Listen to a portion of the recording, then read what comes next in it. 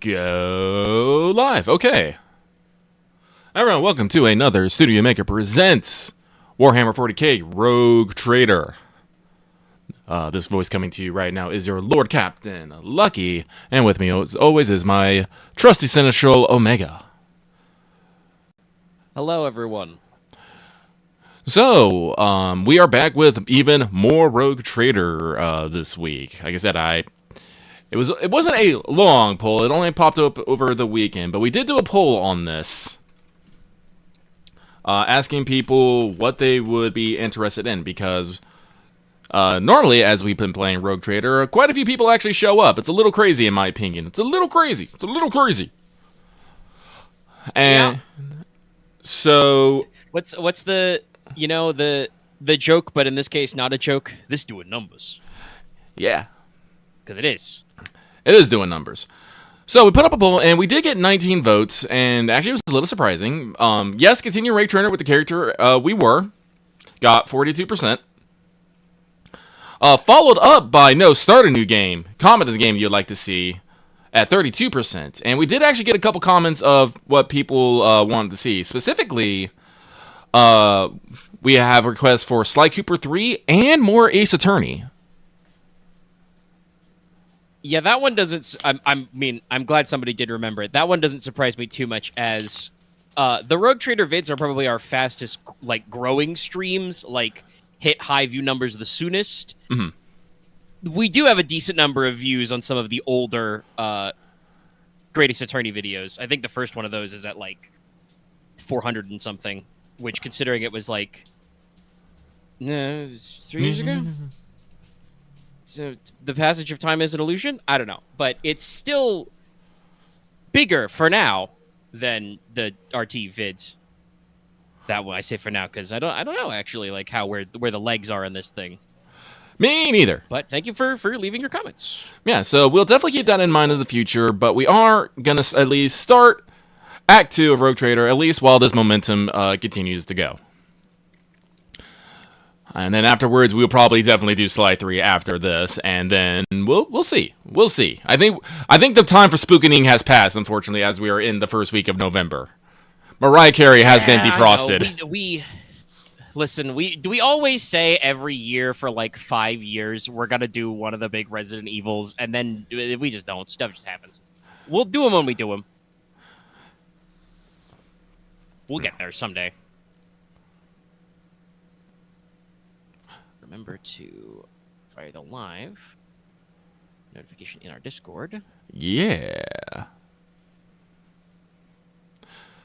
So, we're going to continue to trying to do Rogue Trader. Lucky will try to do funny voices, and we will see where things take us. When we left off, we have committed Exterminatus to Rykab Minoris because chaos fucking cults. Crazy. We got something called, the Final Door with Aurora and very scary things, and we were like, nope, blow it all to hell. We did that as we made our escape through the warp, and we are about to come out of it. So we will begin there with Voxmaster Vigdis. Lord Captain, allow me to report. Our journey through the warp is coming to an end. Lady Navigator Arcelio informs me that we have reached the point where we can translate into real space in the Ferrabundus system. The Lady Navigator and her pilots are awaiting your permission to begin the process. The Ferrabundus system is the home to Footfall, the only Imperium outpost with a functioning wharf in the Coronis Expanse. The tech priests are begging you to have mercy on the machines worn down by the warp and allow the servants of the Omnissiah to inspect and heal the void ship's wounds in the dock. The prayers and rituals will take some time, which our astropathic choir will use to establish connections with the prime worlds of your protectorate. Dargonis, Janus, and Kiavagama. Master Zachary Wise has recovered an invitation previously adrift into Immaterium. The Liege of Footfall has humbly requested an audience with the rogue trader of the Von Valancius dynasty. According to Master Zachary, the message was tinted with shades of pleading. I quote, apparently the Liege is anxious to meet as soon as possible. Football, the place where filth and sanctity go hand in hand. Reverend Hieronymus Doloroso. Wait. Hieronymus Doloroso. Doloroso? Doloroso, yes. Yes, Doloroso. Doloroso will most likely expect a visit from me. I imagine he will be interested in talking to you as well, Seth. I will be leaving your void ship when we arrive on Footfall, Seth. Once that is done, consider the Lord Inquisitor's task complete. Your Lordship, young Evan Winterscale has asked me to convey his gratitude for your hospitality and for saving him from certain death. Not wishing to outstay his welcome, he plans to disembark at Footfall. Lord... Oh, that was Evane. Lord Evane swears he will not forget his debt to you. I hereby inform the rogue traitor that the comprehensive system inspection rights. This unit discovered data clusters within the captain's cogitator that are concealed from prying eyes by means of a personal cipher and sacrament of algorithmic authorization. Unit... A cipher of algorithmic authorization. Ooh, love that one. Unit Seth Von Valancius has been added to the access list and assigned the identifier Keeper 2. The unit can access the data from the captain's cogitator provided that he possesses the decryption key. You detect something You detect a hint of something resembling curiosity in Pascal's mechanical voice. Thank you once more for rescuing my squad, rogue trader. We will disembark on Footfall. The trail of evidence leads us to the dock, and it won't hurt to pay the Liege a visit. I am sure he will graciously extend his cooperation to the Arbites. Alright, well, do not care about the Inquisitor staying. I definitely do not care about the Arbites staying, so please get off my ship! Cool, get lost. Argenta, who is this Reverend Hieronymus who wants to talk to me? He is the head of the Drusian mission on Footfall and one of the most prominent clergymen in the sector. Paying him a visit is a good thing for any loyal servant of the Emperor to do. I assisted in his mission before I joined Lady Theodora on her voyage. I need his blessing to accompany the new rogue trader of the Von Valancius dynasty. If you wish to have me aboard your void ship, I request that we meet with Reverend Hieronymus. Definitely want you on board this void ship. Yes, please stay. You are the one holding this shit down. The shed blood has washed away the taint from our bodies. It is only right that we now wash our souls with the blessings of the servant of the Undying One. The Drusians, like the blood-spun web, are devoted to... I actually never know how to pronounce this. Aestheticism? Asceticism, I think? Asceticism? Yes. Are devoted to asceticism, rejecting wealth and luxury and surrendering themselves to his service.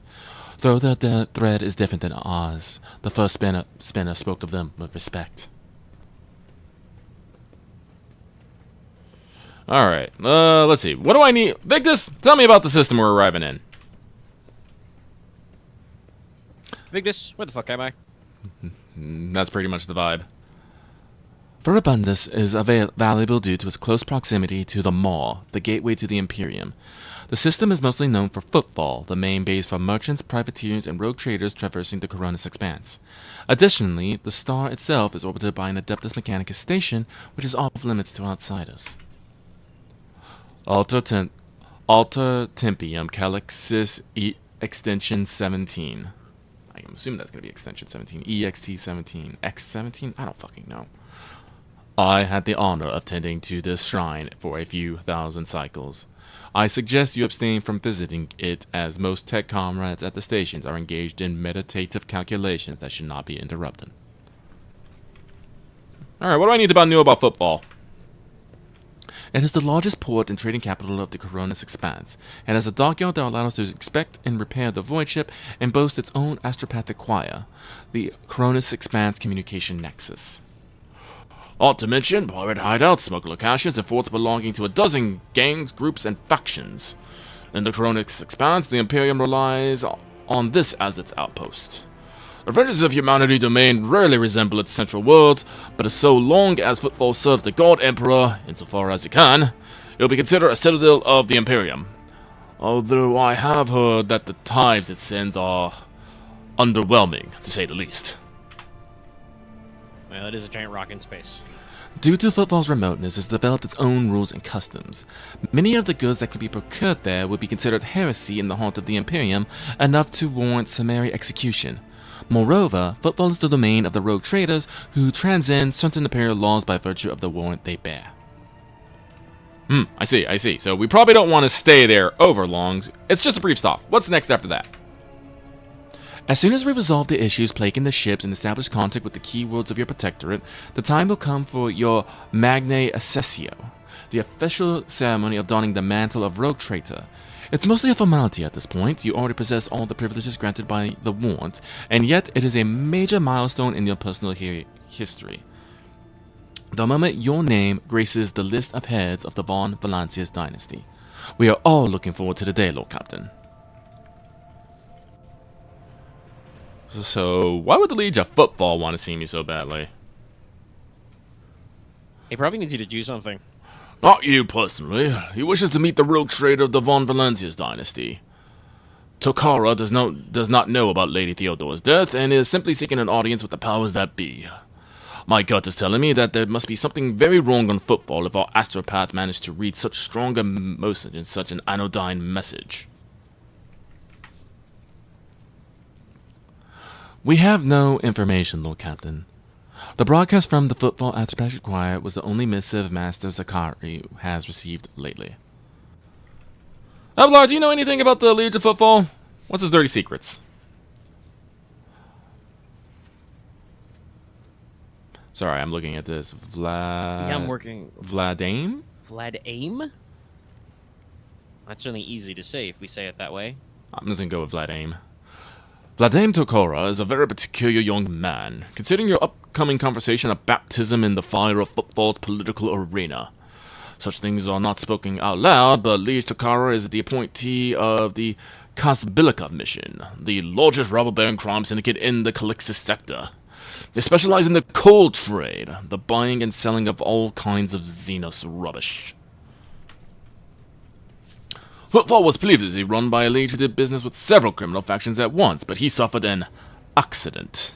The reins of power were picked up by Vladame Tokara, whose appointment benefited not only the Kasbakilla, but also the most powerful ally in the Coronis Expanse, rogue traitor Caligios Winterscale.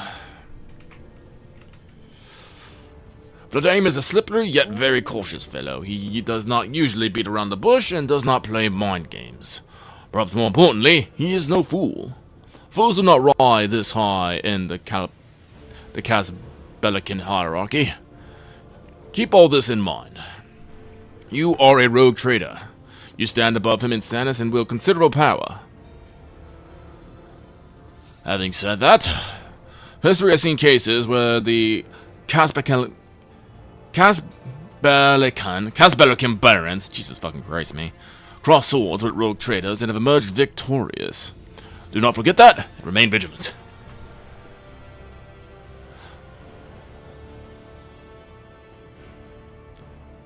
The Kasbilica, vile tech thieves. Alright, well, tell Cassia that, get us out of here. No more warp time, thank you. Exit. Stage warp. Warp stage.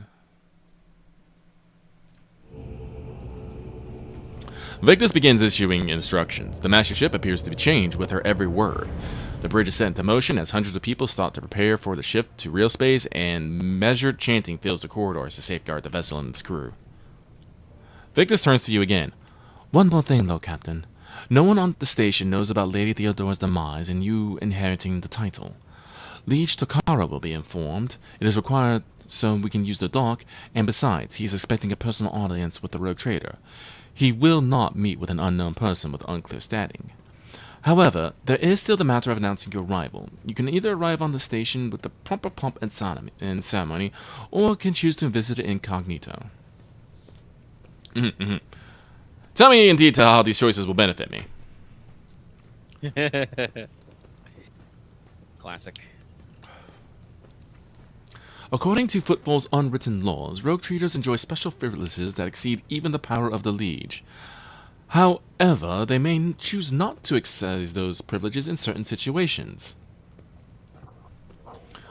Arriving incognito will give you more room for maneuver, while an official visit will allow you to directly intervene in local affairs.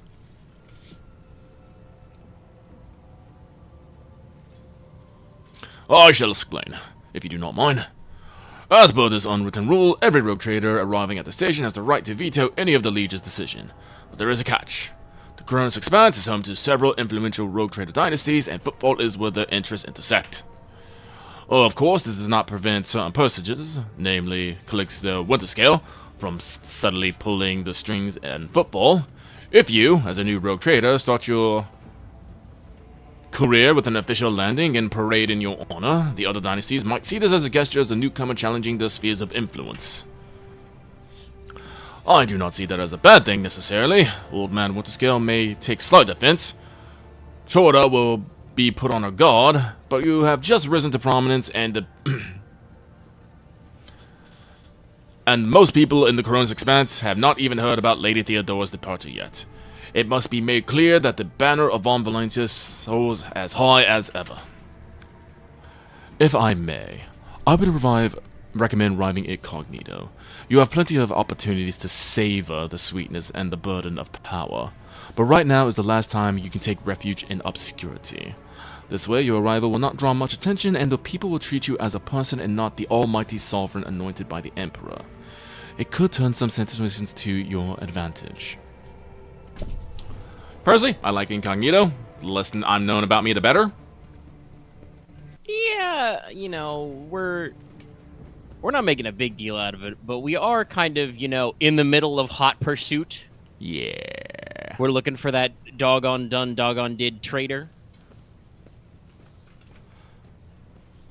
So I will arrive incognito.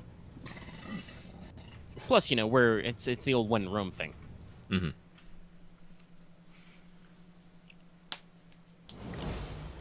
Woo! Oh, we gotta level up. That's right. That's fine. Wait, nope, never mind. That'll be all for now. Okay, so we do have some things to do aboard ship, though, I just remembered. We could go to the Bloodspun Web. That's a quest line we can do, but that takes place all up in the ship.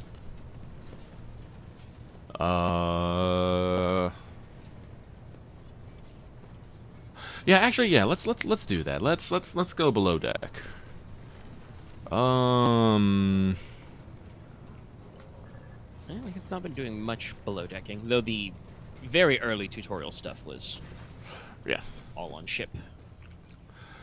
I say early tutorial stuff because, like, I haven't actually gotten around to playing a lot of Alcat games. I do own a couple. Like, what's the first Pathfinder one? I think was that Kingmaker was first. Yes, I think I own that one on Steam.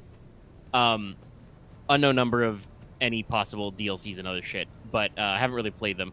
But if I understand a lot of the formulas correctly, you've basically got baby mode tutorial zone. Here is where we teach you the basics of, you know, fighting CQC. and making decisions. Yeah, CQC.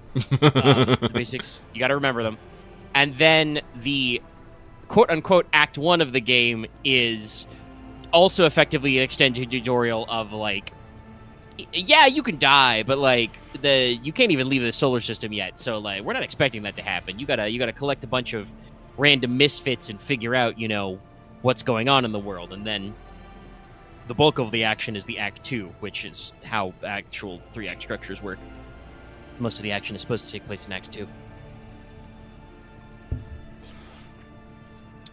Honestly, it's not an exact one-to-one, but I have been thinking about this recently. It reminds me a little bit of Dragon Age Origins, because you have your Origin, which is, like, extremely streamlined tutorial, and depending on which Origin you pick, can be, like, nothing. Yeah. Then you get the actual, like, you're a Grey Warden now, hang out with these guys. These guys fucking die. Oh no, all the Grey Wardens are dead. Here's a Swamp Witch. Go. Swamp Witch, go! Swamp Witch turns into a spider. We ask no more questions. Listen, that she's my canonical romance. I don't care what anyone says. But okay. Yeah. So, where were we? Ah, yes. The corpulent man in lavish clothes bows before you, not without difficulty. A silver skull whirls over his shoulder while the fingers of his augmented hand drums against the sheaf of papers he is holding, and he regards you with attentive interest through the lens of his magnifying glass. Greetings, your lordship. Janris Donrock, at your service. Victus has informed me there's a problem with the servitor. What happened? You see, your lordship, the ship's servitors have been malfunctioning of late. They violate protocols, interrupt the task, observe crew members for long periods of times, and move erratically with no meaning or purpose. Dennis Danrock nervously You guys are fucking haunted. nervously pulls on his luxurious frock coat as if it was uncomfortably tight. Looking at you, it probably is. That's what I was thinking.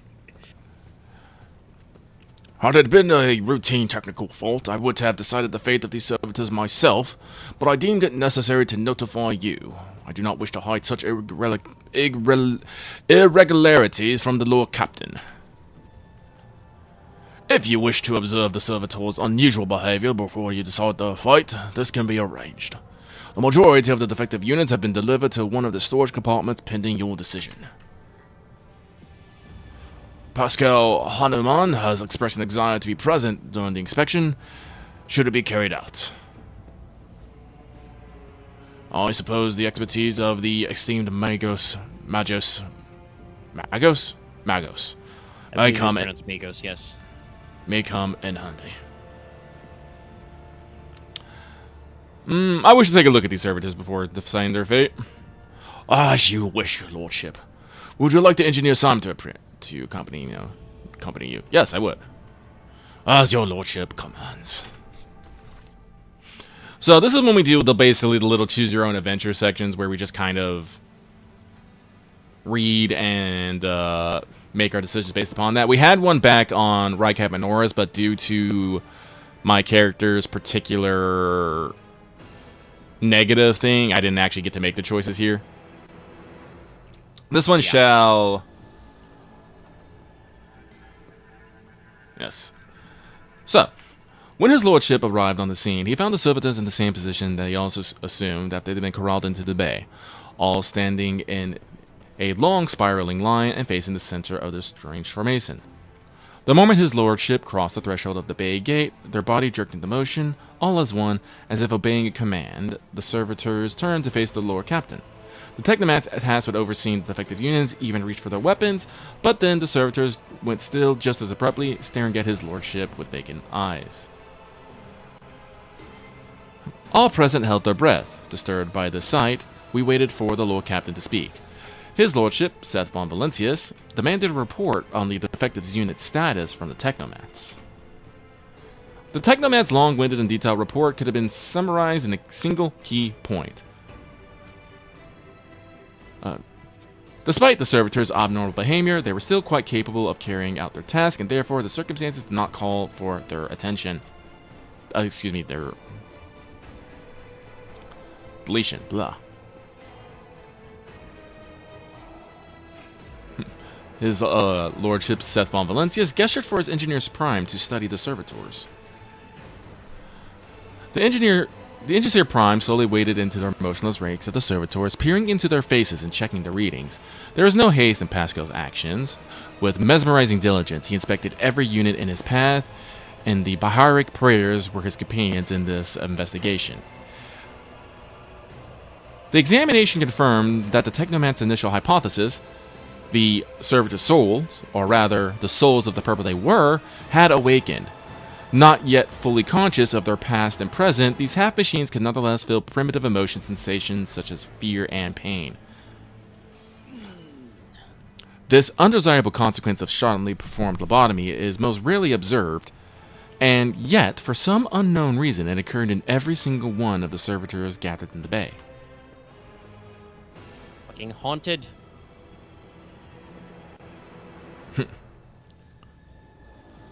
Anyway, by the way, I think we've mentioned it before, but it's been several streams, and we took some time off. If you don't remember, chat, servitors are meat robots. Meat robots! Because actual robots are disallowed. Men of Iron, illegal. Artificial intelligence, banned. How do we do automation tasks then? Besides whatever the hell a machine spirit is, we don't ask questions. We scoop out all the or most of the brain meat bits and replace it with cogitators, and that's a servitor.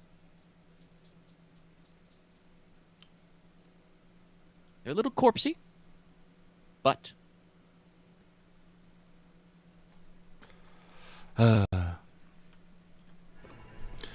so took several steps towards the servitors. Immediately, the servitors, each and every one of them, stepped toward the Lord Captain in perfect unison. They mimicked his movements with frightening precision. The Lord Trader halted in place and, after a moment's thought, waved his hand, and the servitors, just as synchronously... Is that a word? Synchronously. Repeated... Synchronously. Repeated the gesture as well. When the Lord that word does look like it has too many vowels in it, doesn't it? When the Lord Captain turned quizzically to the technomats, so did the servitors, as if mocking him. Whatever the Lord Captain did, be it an incline of his head, a wave of a hand, or a step to the side, the defective units repeated it without a moment's delay or hesitation, like grotesque marionettes controlled by an unseen puppeteer. We observed this mime unfold in distressed bafflement for nearly a minute, until the servitors finally came to a stop. Not sensing any threat for them, the rogue trader approached with confidence and examined the servitors. Oh, this is Janice has been doing that. Well, I'm not doing the Janice voice for all this.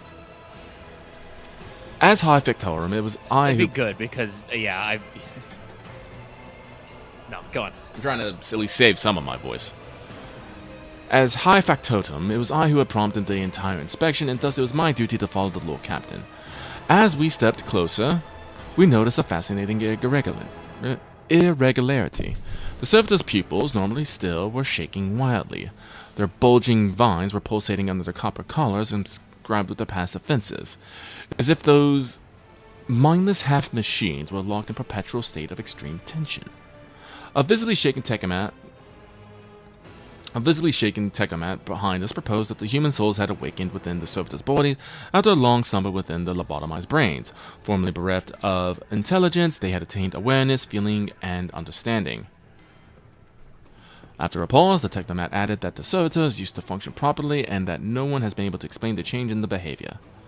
His gaze still trained on the motionless but animate half machines and half people, the Lord Captain stepped away from the servitors. His Lordship Sith von Valencius turned to me to announce his decision.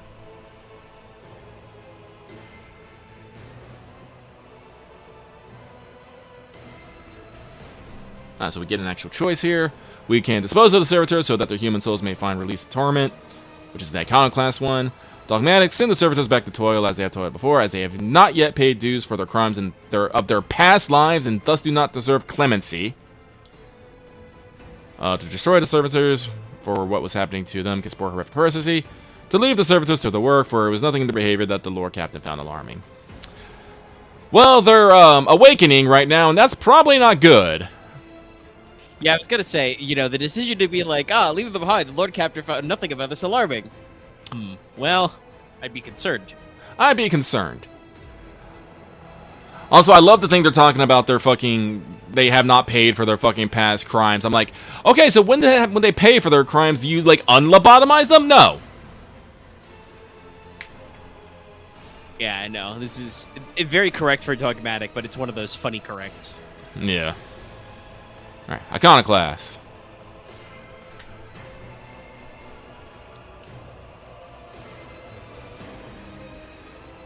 The Lord Captain command was executed post-haste, all defective units were incinerated in furnaces, and the remains expelled into the void. The crew was provided with replacement servitors and soon forgot all about the destroyed unit's peculiarities, yet this incident haunts my memories to this day. With the fate of the defective servitors decided, nothing can now distract the Lord Captain from his mission. Done and done. Alright. Now, if I remember correctly, if we want to go explore the ship, we actually have to, you know, actually run places. Because we can actually go, we can go all about here. Like, Do you have a little golf cart to actually get you around the ship in a timely manner? I don't know. We just appear places. Like, here. We can also grab people. I do believe that, whatchamacallit, a couple of the cutscenes have showed, like, the big old elevators. Yeah, I know we have freight lines, and I know we have, giant-ass elevators.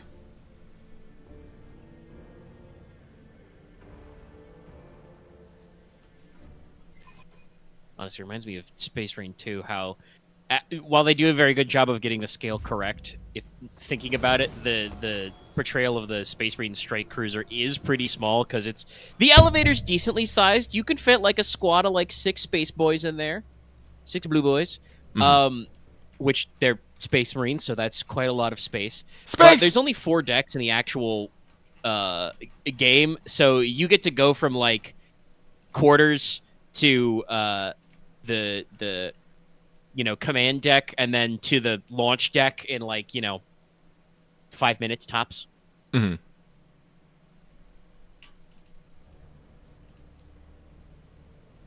It's the time for leveling.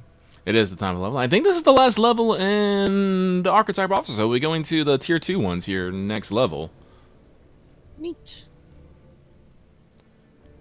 Yes. Episode... While Lucky is working, I will step away real quick. Be right back. He'll be right back.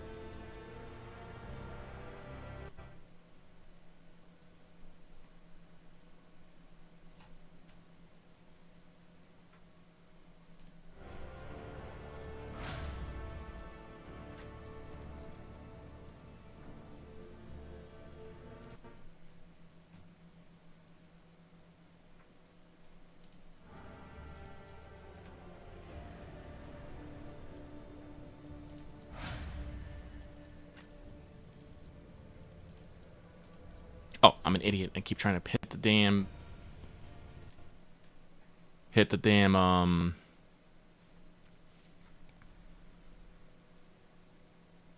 thing, alright. Alright, yeah, so after this, everyone will be able to pick a,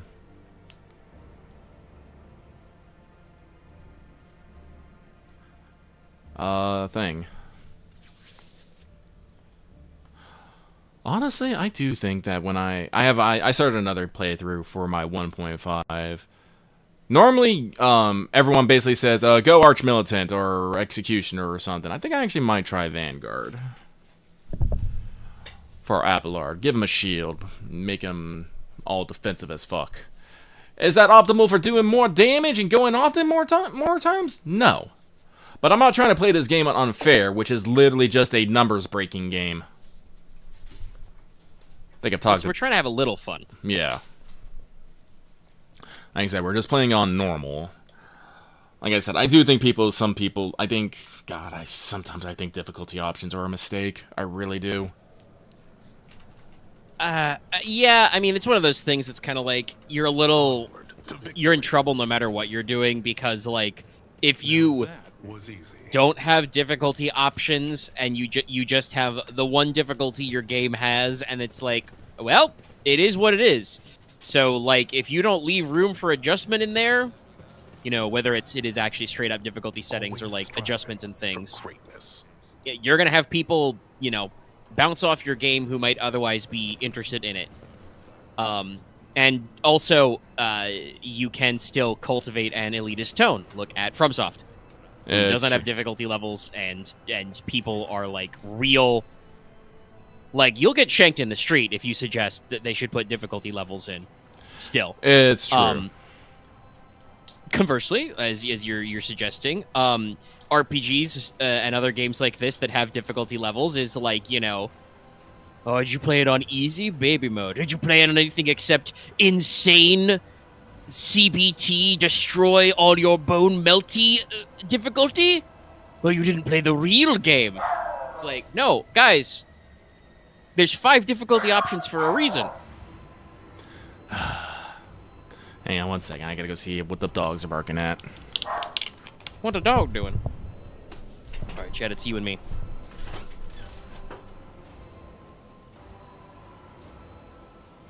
We're out here. We're hanging. We're vibing.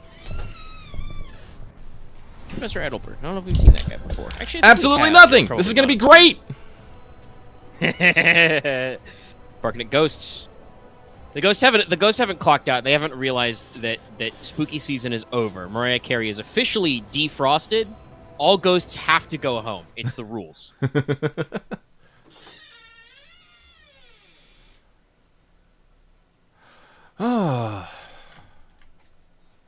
But yes, if you hear the barkings of dogs in the background, Lucky is watching 2 Jack Russell Terriers, and they are little shits.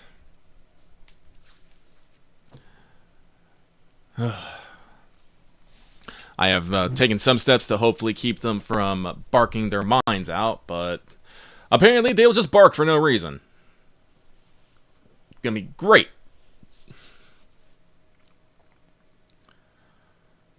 But I do believe terriers and similar breeds are kind of that way. All right, but here's Confessor Albart. He's happy. Actually, we don't actually have to be here. There's nothing actually for us here. We should actually be doing things. And that thing is... Keep your guard up. Oh, hey, what's this?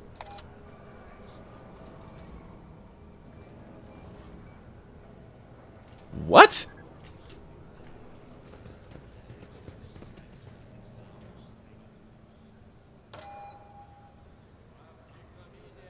Beep. Does my ship have fucking... Every moment a chance for greatness. Alright, you, stand there. I am your shadow. You, stand there. Shit, are we... Hold on. Is there a puzzle? Death. Yeah, no, I think there's a puzzle here. Hang on. Wait. Okay, hang on. Those beeping sounds were very loud. Sorry, I cut my mic to sneeze. Oh, Alright, so that's that. Are these the same symbol? Okay, it looks like they are the same symbol. Okay. Confessor, what just happened? Why did it beep?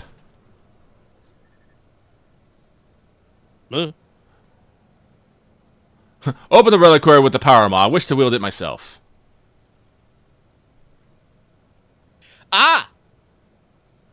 Okay. It is a puzzle. Okay, I do not know the way to open up the locks in a particular receptacle without damaging contents. One of the ship's confessors sealed the particular so well anyone bar to take the weapon. Basically, they decided to make it a puzzle. Okay. Okay, there's an A up there.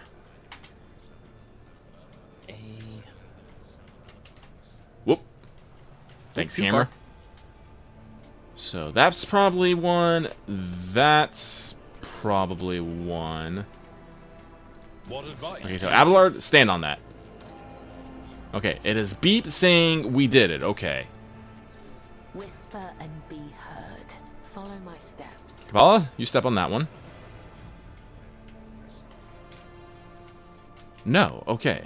No response. So that means there must be some other things to stand on or interact with around here. There's something over here. As the camera would cooperate. Does that mean there's one down here? There is. Again, I have to fight the... It's way in the way back, though. We really should just translucentify that fourth wall there. R. Is that R? Okay, so what letters do we got right now? F. Wait, that's not an F. That is a... No, that's an I think. The other one I think is F. Like L. F A.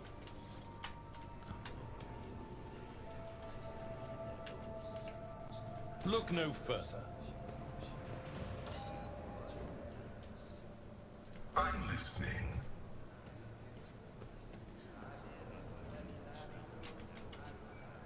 It doesn't beep, so that rules out my first thought, which is look for a T and see. Actually, no, we got an R. Can we spell faith? That was my first thought, but no. All right. We got an E. Can we spell fire? Well, I think there's 5 of them, so...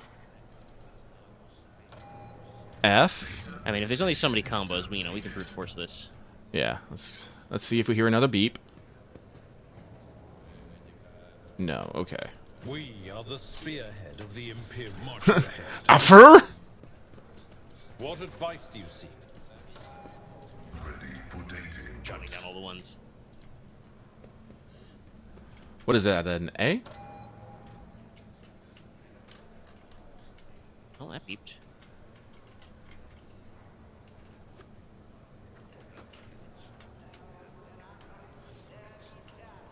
The dead know nothing, and neither do the ignorant. Okay, so no, not that one. Sometimes you consult the appropriate treaties on listening. We are the spearhead of the Imperium. Data meditation is terminated. I love that these guys just are constantly talking to themselves. Color the uncolored. So shall it be. F? What was it? A, R...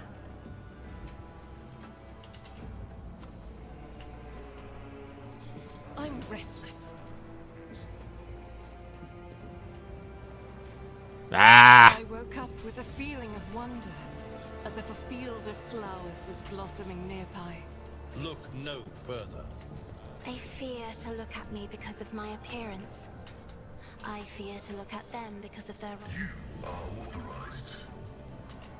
Locomotives are fully operational. Okay. Join me in prayer. Blood So, is my 1? life. Death is my duty. My visions showed Whoops, this path, no. and All many souls cry others. out for... I'm at your service. 1? I guide humanity between the stars. Wait, shit, was it... this guy next? The lazy handle sacred Yes. technology breaks my heart. Color the uncolored. Then this one. Torments you. The Emperor sets my path.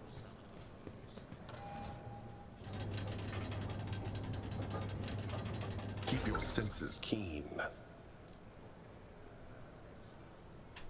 I will not. Duty beckons. Yoink! Let's see here. Unquenchable Fury, a one-handed melee weapon. Oh, okay. The maximum push distance of this maul is 5 cells, and any collision damage increased by 50%. This thing is slamming. Literally. I still have no idea what we spelled. We just literally brute force that. Well, that's how it be. All right. But this is where we're going. We're going to here. This is very specific because... do I want to take Lady Cassia down below decks? I don't think she'd have a good time. Fuck it. I think we have several other face melters we could bring.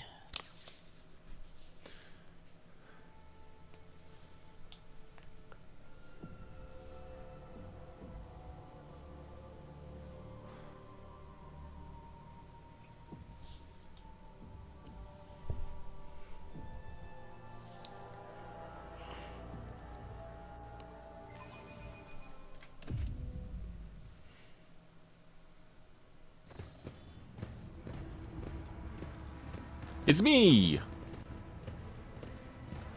Damn, the Lord Traitor.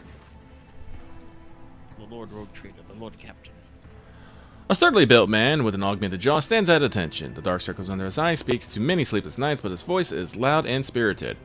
Welcome to Freight Hub LD787/A14, Lord Captain. I am Eric Frenso, excuse me, Captain of the Enforcers in the Lower Beck Day LD TAC A14.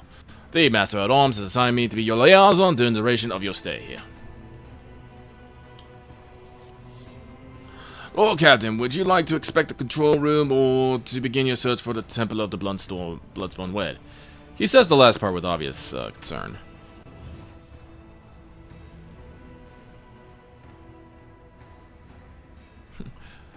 Just thinking about the prospect of walking around the lower decks wounds your refined senses.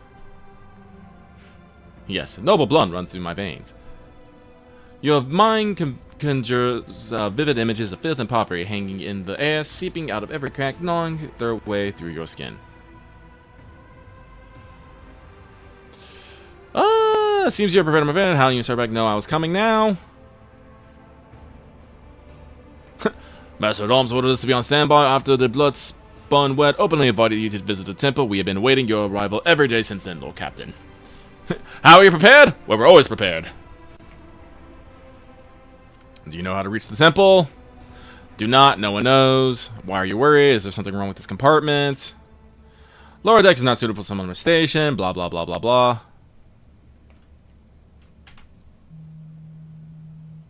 Very funny how we're just like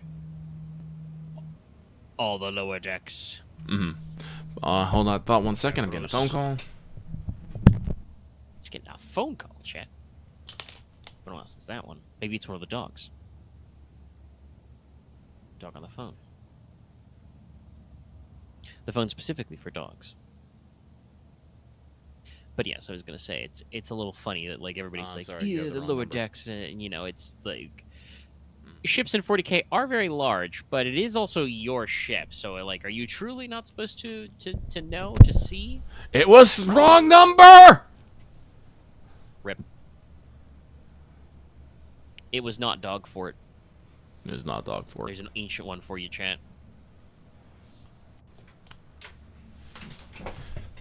Ugh. Back when the internet was just posting a funny picture of a dog.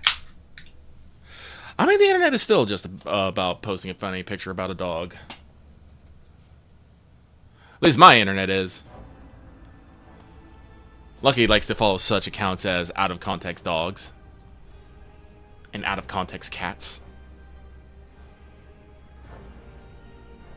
But... Alright. I was going to take a small break from doing voices, as I already feel my throat going. So That's fair. We didn't mention it earlier, but we did Rogue Trader successfully for quite a few hours. I did a lot. Yesterday. I did a fair bit of orc voice. Some of which involved yelling. Yeah. So, yes, Lady Cassie, we are heading down there.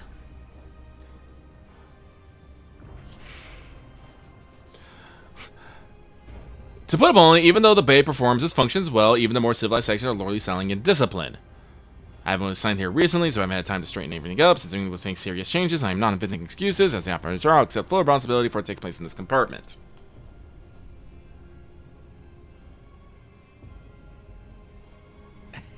I like how there's, at the very least... Yeah, no, there's two, I think, because the fourth one is, this situation doesn't interest me at all. So there's two different ways for you to say, I'll be a good boss and help you out. But one of them is, you know, I offer you my assistance. The other is, rejoice, I have come. Yeah. Say being hired here almost as an asshole, you committed an infraction. No, commended for my servants. It's always been a troublesome one. Simon because thought highly of my merits. I'm honored and trust. But the lower decks officer thinks Jocasta Sourback. All the personal and professional qualities required to lead the Enforcers as Lord Captain. He enunciates words with pride, but you notice drops of sweat on his brow. Jocasta beats people behind my back, I am assuming. Actually, she probably beats people in front of me. She probably just likes beating people. I'm pretty sure I was gonna say from our previous experience, I was gonna be like, and we know how Sourback is about discipline. Yeah. Well, I am a noble lord captain, and so rejoice, friend so.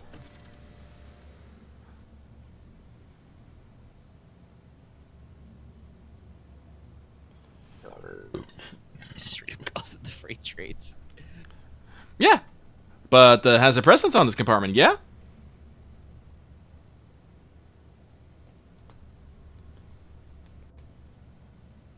What do you know about him? Not much. Always trying to learn more, that they give beds to my compartment, disbanders all the Emperor to death, kill notorious retrobates and heretics. Sometimes they kill Roach's foes, and other times seemingly at random. Their rituals are morbid, and their prayers are strange, and anyone not initiated rites makes strength of them. Do you not take issue?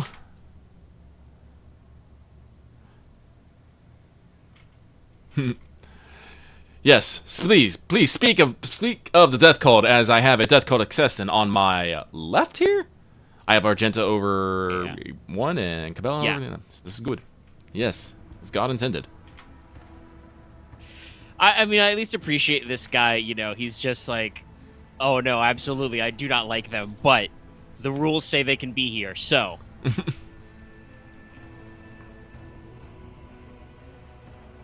Alright, so this place connects the lower days freight, residential, and artillery bays. Our task is to monitor the flow of the labor force and supply disruption between bays. Okay, so this is basically just a big transport hub. Interesting. Who maintains this hub? Traffic controller, the technomats trained by the priest of machine cult to keep sacred contractors working order and prevent train collisions. The consequences of an accident like that would be easy to imagine, especially if one of the trains were carrying macro cannon organs. Cool.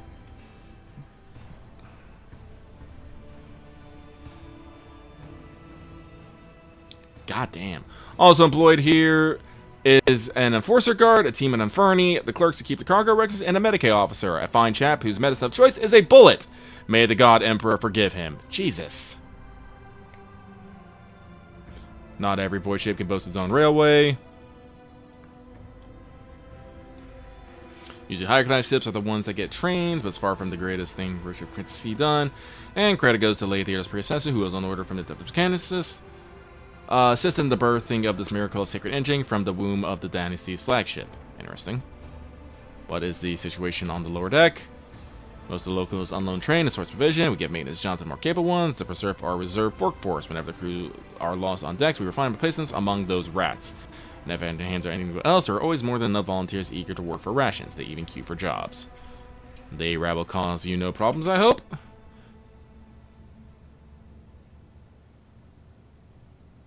So you're joking, Lord Captain. The rebel are base in nature, and mutiny is always on their minds. They steal whatever they can to get their hands on, and lately they moved on from ration and tinned food to weapons. They confiscate those regularly, and keeps the serfs meek and terrified. It's the only way we can protect ourselves from the mindless herd from themselves. Mutinous rabble? How paranoid of you.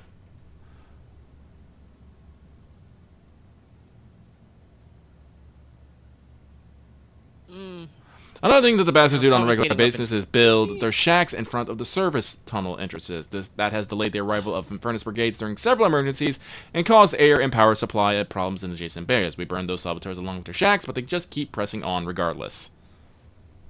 Okay, that's a real problem. You can't block like the service tunnels and shit, man. Yeah. Mutinous rabble. The stealing the food and the weapons is kind of like, you know, I mean, we've talked about this in the previous business. Weapons among the working men and women of the ship, a little dicey, but you were just, you know, part of like a horrible cult rebellion mutiny and like cult thing. So like I'm not. Some people might be a little spookumed. I'm not gonna fault these people for fucking stealing food, especially if I understand that, you know, their ration fucking card. They're issuing out ration cards and bullshit. It's like, no, these people are still gonna like. No, the food's very understandable. Honestly, I mean, here's the thing. If they're actually mutinous, well, they're dumb as hell and we don't need to worry about them. Because what are they gonna, like, are they gonna take over the entire big fuck-off ship? Including all the workers with, like, technical jobs, you know? No.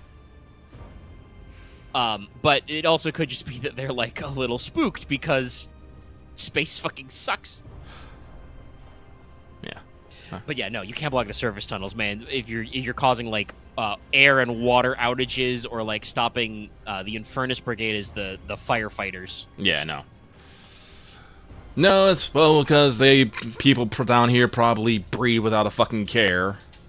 And they're like, we need more space! And I'm all like, you need to keep it in your pants! And they're like, no! It's not clan-kin quarters. Mm-hmm. Never decks below, Captain. Cool.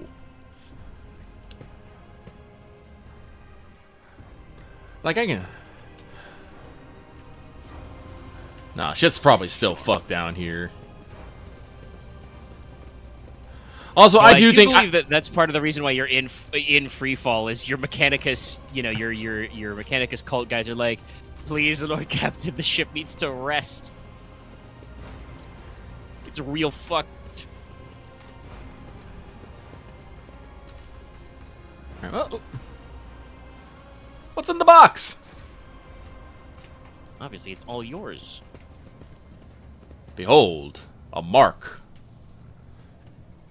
Is that blood? It can't be. We scrubbed the deck 3 times right before the rogue trader came. Boy, take me, the captain will have our heads.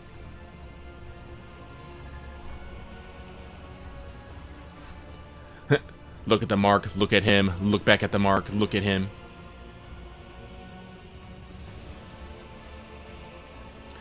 Is this the welcome you give a rogue traitor? Abelard's nostrils flare in anger. Whoever had the audacity to leave this behind this appalling symbol, I will see that the Master of Art calls them to account herself. Edak Fresno, the corner of the captain's mouth twitches nervously as he mutters, damn those, how did they even... Examine the mark. You've seen this sort of symbol before. Death cultists carve bleeding marks like this into their own skin.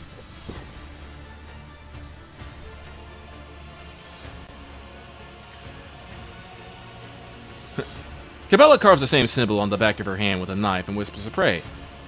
Dom and Seth, remember this sign.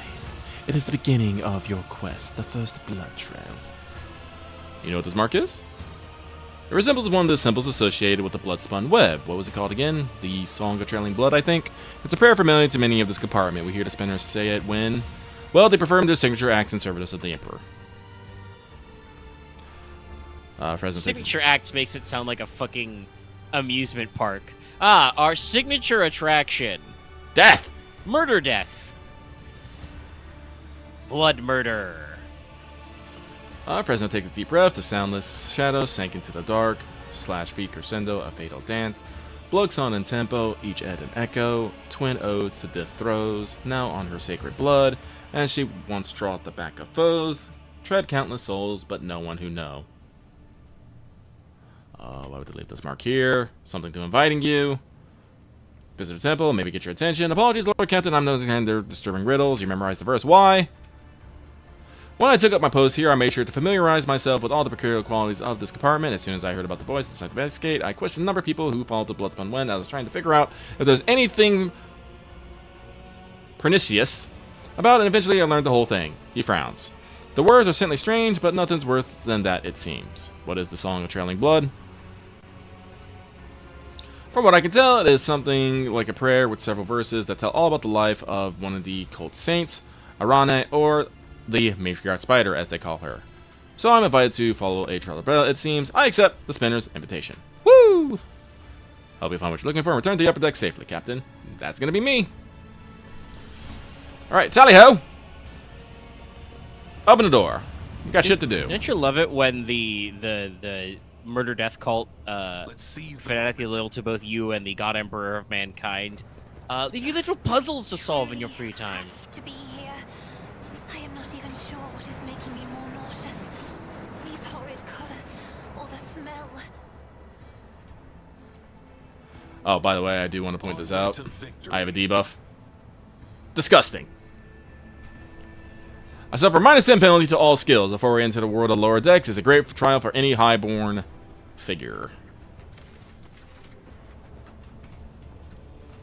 Reminds me, I need to get us all filter plugs. Not necessarily because of any stank, but because gas attacks are annoying. Here they are getting their equipment. Last of the hub's vials for the work site. You have any of this costs?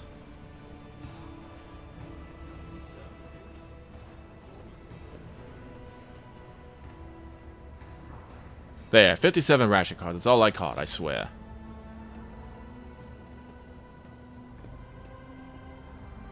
Spending the rest on rock gun again, I'm guessing. I'm not doing any more favors. Give up the drink or get used to life in the pestilence pit. Such evocative names.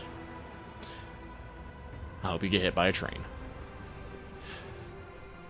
Yeah, so apparently they need to use ration cards to get something. I'm not entirely sure what they were grabbing there. But it seems like ration cards are a form of currency down here. I wouldn't be surprised. But I could pull up the RPG book and double check their discussion of, you know, currency. Certainly we're not paying the boys in Throne Gelt. I don't know. These inspect the enforcer checkpoint. Checkpoint. The longer you stare at the mark, the quieter the sound of the station becomes. The shadow conversations, blah blah blah.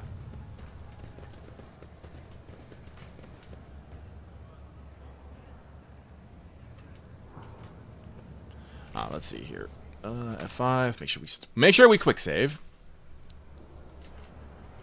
Make sure we do be saving.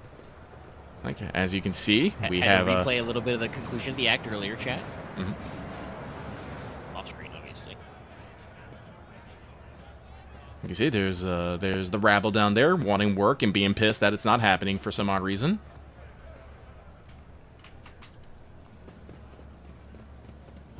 Ah, yes.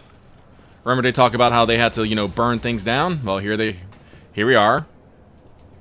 They're building fucking shanties, you know, blocking shit up and slowing everything's down, but, you know, it's not their fault. Lucky has feelings on these kind of things. Ooh. Marching ahead. The Burnt Man.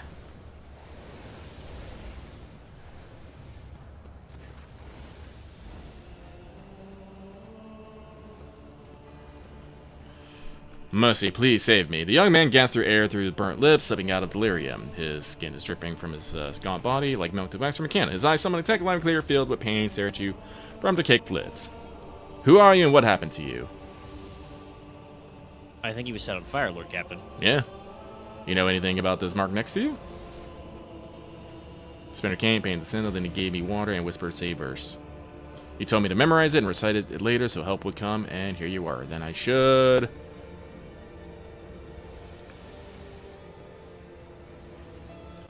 To a soul-smirched soul, her mancy did grant.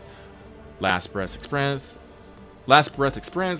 knife met heart, removed from chest, passed on to death. Her duty blaze, a balm for those who suffer anguish and distress. A longing brought to rest of morning balls, the source, the vest. Medicaid. Assess the man's chances of survival. Say, probably bad. He might survive, but he'll remain for life. Too much of his muscle has been charred down to the bone. Even if he does retain some ability to move, pain will be his constant companion. His mortal skills will have been damaged beyond repair. A broken man or a corpse, time will tell. There are times where death is more merciful than the life of perpetual agony. Yeah. You know, we could be kind of constantly be like, yes, we'll make you a scribe, but I'm sorry, this dude is just a dude. He's very burned. Also, I mean, I think the test is to mercy kill. I definitely think it is. I'll grant you a merciful death. No, mercy! Horror flashes from my hands, but once he sees her calm expression, he lets go of the fear and bows his resignation. So be it. I can't take this pain anymore. I'd rather die. Plot knife! Don't know where it came from. Your plot pocket, obviously. Plot pocket! There's no curse more terrible than existence between unlife and undeath. You have liberated a tormented soul, Dome and Seth. The undying one sees the good you have wrought. Cool. Let's see here. If I remember correctly. Ah, yes. 65 chance. Abelard, make that jump. Haven't I studied hard enough? Did we actually succeed at that? I just hear a lot of people yelling. Some people sound like they were in a little bit of pain there. Well, no. Here's the test result. Everyone fed, but somehow I made it. Good job. Because everything is done with the dice roll system. It's just it's never put on board. Like we all made a lettuce checks here. Rolled a 75 on a 65.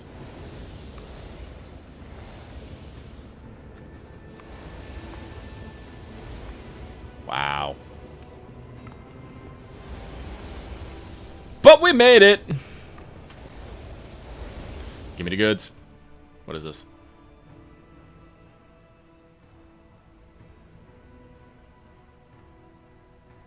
Try a piece of parchment.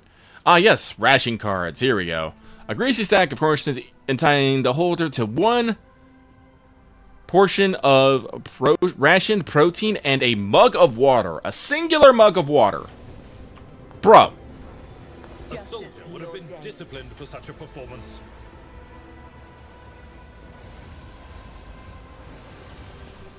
Alright. And there's not even a guarantee it's clean water. Oh, it's definitely not fucking clean water. I guarantee that bullshit. Alright, F5.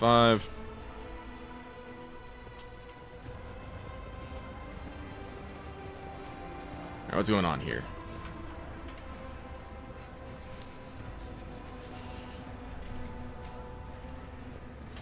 Let's see here. What's going on down here, actually? Because the mark is up there, so I want to go this way.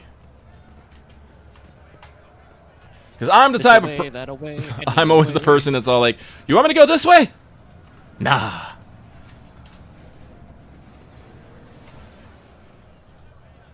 Yeah, no, I've played many an RPG of that same thing. This is the correct way to go to advance the plot. I don't want them to go any other way. A group of bettors are rattling their alms mug and ostentation displaying their hunger-stricken bellies and various figurements. A toothless man falls to his knee before you. Your lordship, spare a throne for those who can't even get the worst jobs. I mean, what am I going to do with ration cards? Here, take some. Price ready to the low, Captain. Alright, get out of here. Yeah, literally, you don't even... This explorator is blessed with multifunctionality. Forge ahead, never linger. Quite a statement to make out of context, Pascal. Hey, it's Heinrich Montag! What's up, buddy? Game? Will you let me talk? There we go. Lord Captain, one unexpected encounter brings you to this compartment. The famous cuisine and magnificent vistas, no doubt. I appreciate your wits, Heinrich. I'm seeking the temple. You know where it is? No idea. Alright, what are you doing here? Patch up Savage, locomotive number 3, under the tech priest supervision. That old grump is my personal favorite on the entire front line. Every couple years, Savage gets mad. His boiler catches fire and starts spitting spam at the repairman. Guess who they call to take care of him in those situations? The Inferni. After all I've done, after all I've done the most dangerous work, that's when the Iron Brains come in. But that's all right. I love Savage. When he's in a good mood, the feeling you get from standing on his levers and speeding down the front is indescribable. I envy those tech priests who get to operate him every day. The roar of the boiler, the wheels thumping like mad, and all that fierce power pulsing in your hands, responding to your slightest movement. How about, there's a mischievous spark in his eyes, I introduce you. I can't turn down an offer like that. Yeah, check out that train! Skulls on everything! So big. It's so big we have a train. And also, despite the fact that this ship is powered by an electrical plasma engine, we do not use electrical powered trains. Fuck you, Steam, baby. The panel before you is covered in technical runes, lumens, and levers. The platform shakes with the boiler's almighty vibrations as the iron beast beneath your feet growls and snorts ferociously.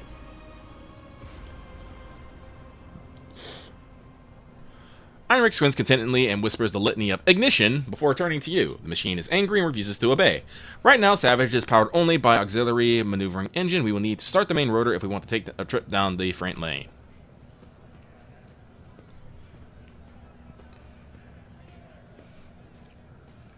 Initiating the train blessing algorithm. Let not corrosive wear separate the wheel sets. Let the traction drive let the traction drive receive the touch of the motor force granted by the invisible hand of the Omnissiah. Let his grace strengthen the joints and support that lift the body above the decay of mortal tracks. Hear me, driver, and praise the machine god thrice, for it is only by his will that the miracle of sacred locomotion is accomplished. The blessing has been successfully executed. Warhammer 40K is weird to me, but I do just love the concept of the tech priest. It's like one of my favorite things. Honestly, that's how lots of people, I think, engage with the setting. Not always specifically with the tech priest per se, but just like, yeah, this thing's big and weird, but like this little bit's cool. This one bit, I like this. Yes. Let's listen to the rumbling noises coming from the boiler. The stubborn machine does seem remarkably to a wild beast. The roar of the mechanisms, a hoarse growling, and the scarlet glow of the lumens on the control panels make you think of a malicious glare of a predator. The spirit of this machine is vicious, but strong and lively. Well, what should I do? Put your hand on the big lever and gently give it a pull. Very gently. Heinrich's face is focused, but his voice has not lost any of its playful cheer. Savage doesn't like being hassled. Grasp a lever and gently pull it towards you.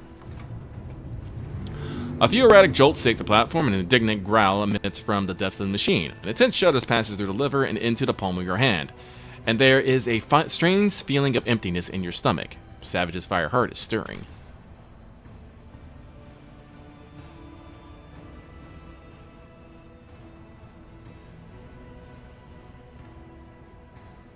Do you feel it? There's so much entering defiance in him. This is a rocket, not a locomotive, unruly and enamored with speed, but quite willing to submit to a strong hand. There is almost a loving tenderness in Heinrich's voice. Pull the lever towards you, smoothly but firmly, then pump the fuel with this command rune. Dynamite sits to a strong hand, much to yourself. I ain't gonna say that to him. We'll just pull the lever and pump the fuel.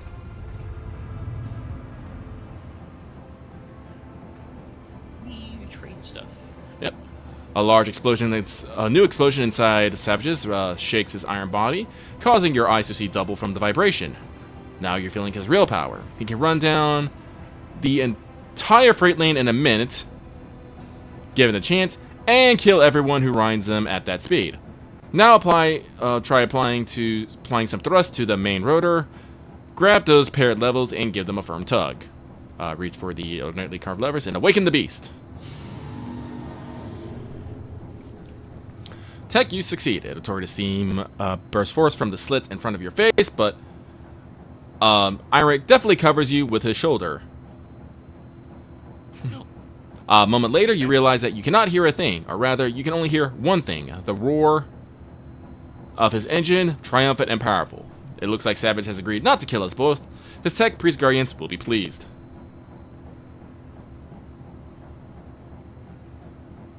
Always good to hear, I guess. When the ship decides it won't kill you to death. Mm-hmm. All hail the Lord Captain. You died to muty biz today. Now I'm sure you have engine biz to tend to, and it's time for me to drive Savage down the line and see if he is feeling crinkly. Change the plan. Full speed here. We are heading down the freight line. Let's go! Aww. Not quite, your lordship. I said Savage is not dangerous, but not dangerous ends right here. He might pull a stunt and bake us to death during the ride, and it'd be better if the ship did not lose another Lord Captain. Oh. Okay. Fine. That was most intriguing, Heinrich. I am pleased. Heinrich loses his lines and grins. Could I have wished for anything more, your lordship? Well, have a good trip. Everything is going to be alright. Savage would never try to find me. Right, Savage? And he's gone. And then Savage tries to fry him. Woo! Train! God, I wonder if like I don't think I saw like a freight line like upgrade in any of the fucking books I was looking at. That'd be neat to have. No, I think the trains and trams are just kind of assumed for some of the scale ships. But who knows? It could be a smaller detail that like wasn't really brought up as much until later. Yep. That particular kind of like conversation feels like somebody on the team was a train nerd. A little bit, yeah. Cause it was one of those things of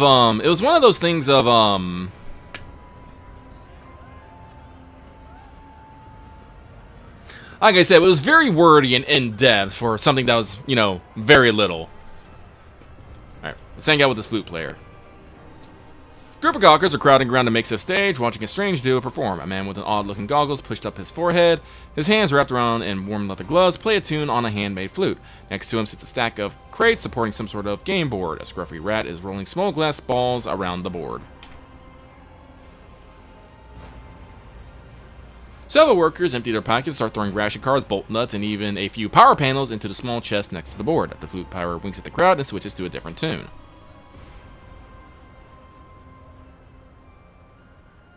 It's the Ratazar.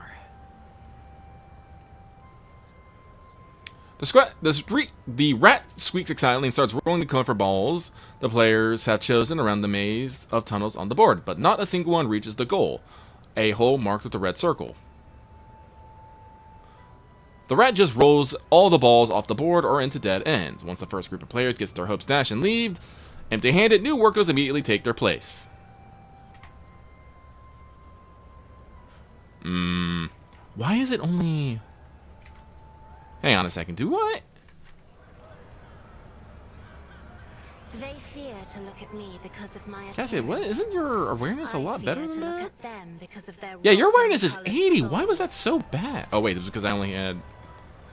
hang on. F8. Like, the awareness shouldn't be, like... That shouldn't have been, like, a 45. It should have been a way higher chance. Hang on. Let's reload that. Let's run it again, Jenkins.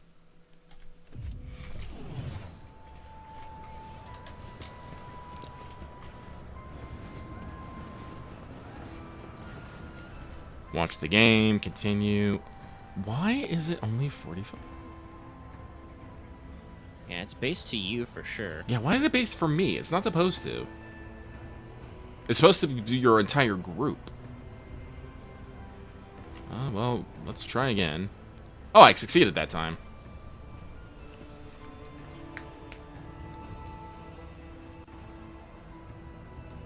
Awareness says the rat scurries around the board, spurred on by the flute. Its pyramids appear erratic at first glance, but after a while you notice how consistently the balls seem to miss the goal at the very last moment. While the rat's clumsy, amused scampering distracts the spectators, and Nabal Tell directs the balls away from the hole.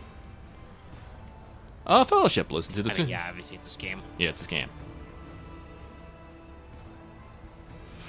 The rat's movements, from the flicks of its tail to when it pushes balls, obeys the master's wordless commands with uncanny precision. The notes, the pauses, and the rhythm, every part of the melody serves as a signal to the flute player's tiny assistant. Toss a coin in a chest, a fine show. The crowd, which has been too absorbed in the performance to notice your presence, turns to you, expresses a frightful awe appearing before the workers' faces. Many start whispering prayers. The flute player's clear eyes widen in surprise. Then, with an open and friendly smile, he says, "Many a grand story of the Lord Captain's generosity is told, and I swear on my own fate, today I will add another. To a fortune peddler, the Captain's grace is a gift from fate itself." He applauds you with gratitude, and the workers timidly join in. "Perhaps you would like to trade us some of that Captain's fortune of yours, your lordship." The flute player bows respectfully and gestures at the game board. The crowd buzzes with anticipation. "Who are you?" "I am one but..." Who are you? The man gestures broadly at the teaming station, a voice in the crowd, a cog in the mechanism, his humble servant. Flute player is all they call me. That's because what I am. I make up tunes and give the people a respite after a hard day's of work. As a curious looking flute, how'd you come by it? He pats the instrument gently. My mother loves music. She used to hum beautiful melodies to me, and when she passed away, I carved this flute from her hip bone and learned to play, out of sorrow and respect for her memory. It's a bone flute. cool. Thanks. I love this. Gesture at the board. Are you suggesting we play a game? The flute player smiles eagerly. Please bless our little lock with your attention. Explain the rules of the game to me. It's simple. On this floor, you play with fate. Choose a ball and give it to Bolts, my rat. If she rolls her ball into a pocket with the red within 3 minutes, you win. If she doesn't, you lose. Simple. Cheat! This should be amusing.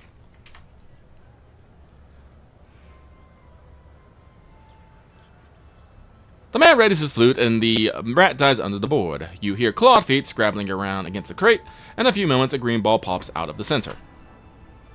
You have already seen through the flute player's performance. You listen to him play and watch the rat closely, and then at a certain point you start snapping your fingers on the edge of the crate, adding your own rhythm to the tune. The rat scrambles down confusing, mistaking your commands for those of the master, and starts rolling the ball towards the goal.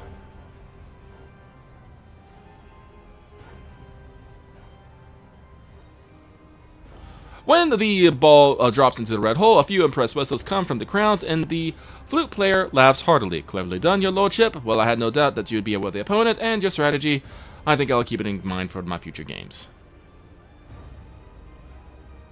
Shall we play another round? Your lordship. I'm sorry, your lordship, I don't have any left thing to play for.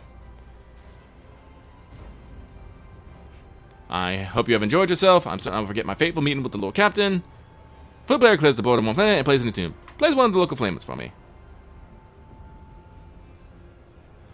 The flute player smiles mysteriously and brings the flute to his lips. A simple brisk melody pulls out the instruments, and the glum faces of the workers and the traders soften a little, and the tunnels around you seem a little less squalid than before. Long after the music has stopped, many continue to whistle the unassuming ditty. A flute needs no words to sing, but I'm curious to know what story your melody tells.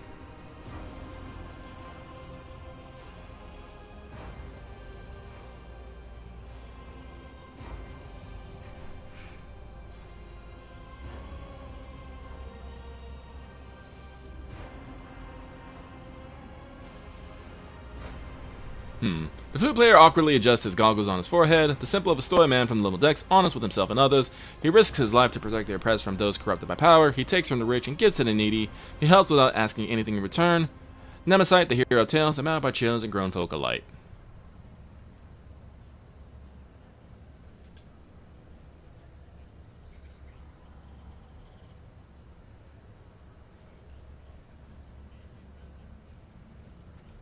I could be making procession tracks, but that seems all like, nah, fuck him. No, I mean, this guy has a fucking grift in the lower decks of the ship that involves the world's most elaborate grift. He has a flute, and he plays it for a little rat with balls. I don't know, man. You can just play 3-card Monty. Well, I respect the hustle. Yeah. Like I said, he's not out here. Listen, this is the thing. He's running a grift, but nothing's. He's not forcing these people to gamble their food and water on the chance of getting more. Well, make him from one team made no longer songs about fighting injustice. In the meantime, strive to live everyone's player.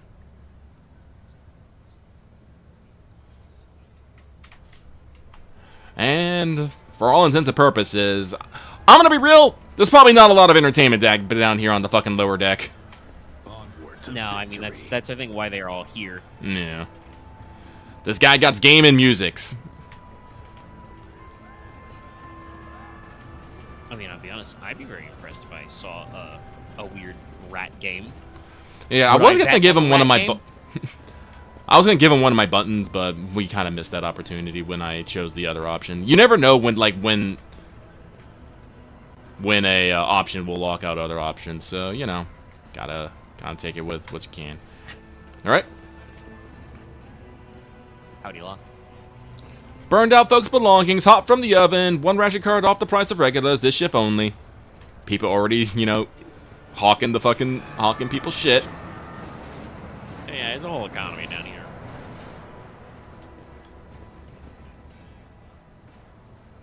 Bad time when gone mad. 20 of our folk torched along with the shacks. Well, don't build the shacks!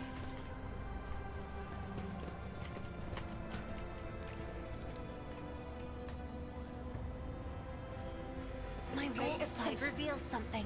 You're just skin and bones. Don't your parents feed you at all?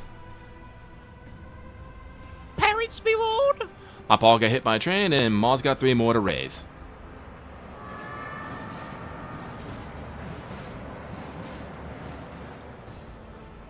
You scrawny little snot. Here, eat some rashes before anyone sees and get out of here. I like this. I like this particular interaction. Can I have the whole That's a thing? good one. Right. Because the enforcers, well, they're just like enforcers. It is a fucking corrupt institution, but not every single enforcer on this goddamn ship is a fucking, you know, sadistic fucking thun wielding their baton with glee and with glee. I mean, given the way that the crews of these ships work, God knows, like, it's not like all of them set out in their life goal to be a space cop, you know. Sometimes that's just like, well, guess what? Go to the enforcers. Ah, yes. This is the next one. Excuse me. Dead Man. Hello, Dead Man. A sinewy middle-aged man watches the bustle of the bay with a detached expression. Every so often, when his eyes linger on the blood I can scream nearby, his face changes nearly and his hands clench into fists. Just as you begin to hear the rumbling of approaching train, the man gazes, turns to Shrek. He leans forward. Do not even think of marring the undersides of my train with your entrails. What? I didn't. The man starts and almost falls, but manages to keep his balance. In the dude lumen light, you notice old scars scarred across his body. The scars seem vaguely familiar. Spinner. Pascal's Vox synthesizer sprints to life when indignant by horror thrill.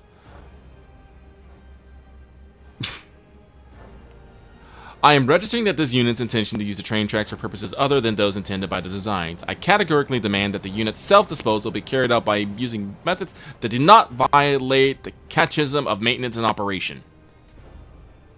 Well, I only got a 60% chance. Let's see if I can actually get this one. Oh, I succeeded. The scales all vary in length, weight, and depth, and shape. However, you notice a pattern in the way that the scars align, as well as a series of faded symbols on the man's rough skin. Death cultists bear similar marks to on their bodies. But benders are constantly renewing their wounds, while this man's long have looked healed.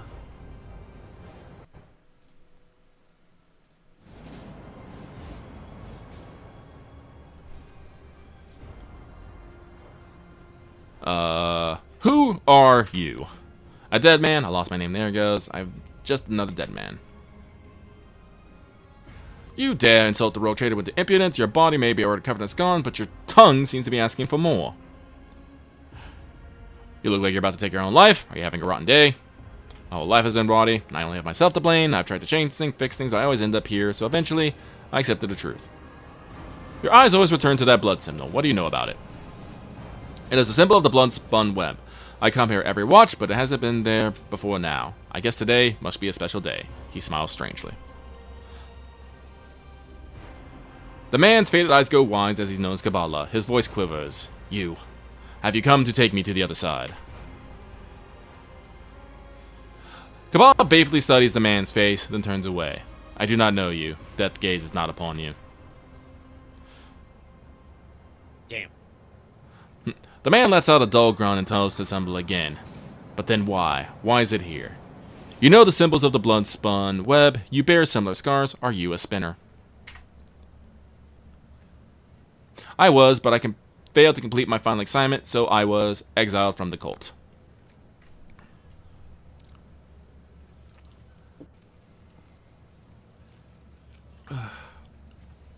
The Vizier told me to kill the one who would be at a certain junction at the utility tunnels at a certain hour. I went to the appointed spot. Then I waited an hour. Then I waited an hour.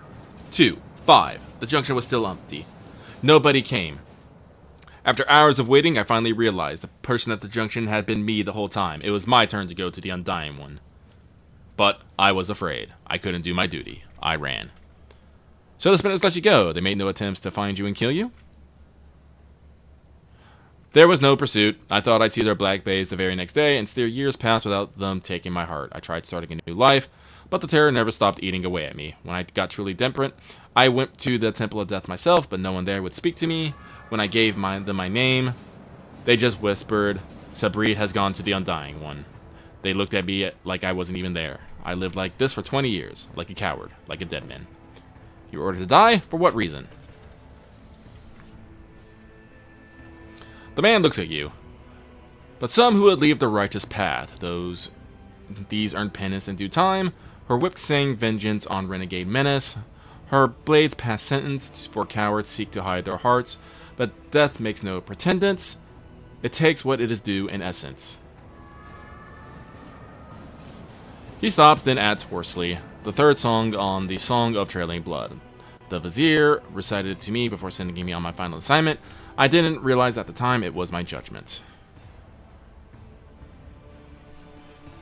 Is this guy been waiting here for somebody to like you to show up for like 20 years? Maybe. There are plenty of reasons. I sowed death. I offered him the souls of the most pleasing men and women I could find because it kindled my passions. I killed well-off crewmen who didn't deserve their wealth, and I took their thrones.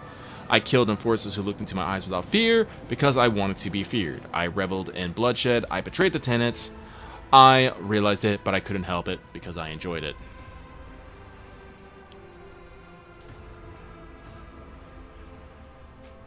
You do not seem particularly remorseful. I spent years in remorse. I'm tired of it.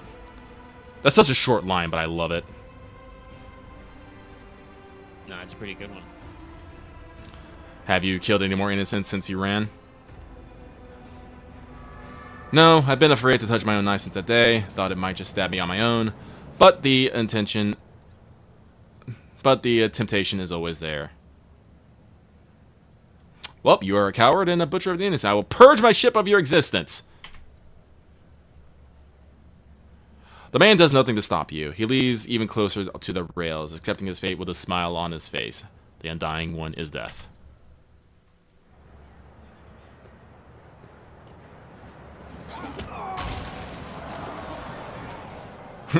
Pascal just, angry sputters in the background.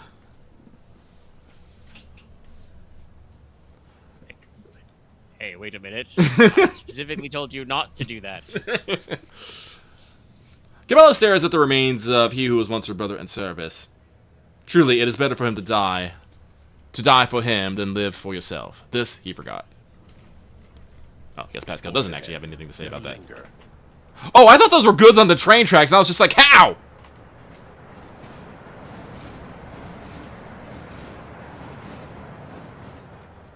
Commerce, let's see what's going on here. That was easy.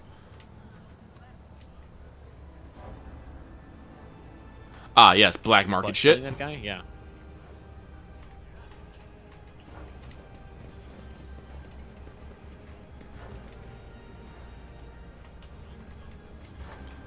Alright, so we went that way, we did that one, so...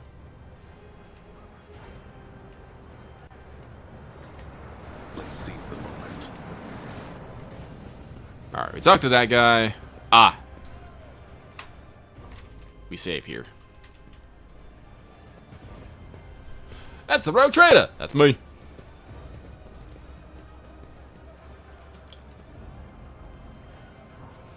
How many times I need to tell you ungrateful mistakes must be paid for?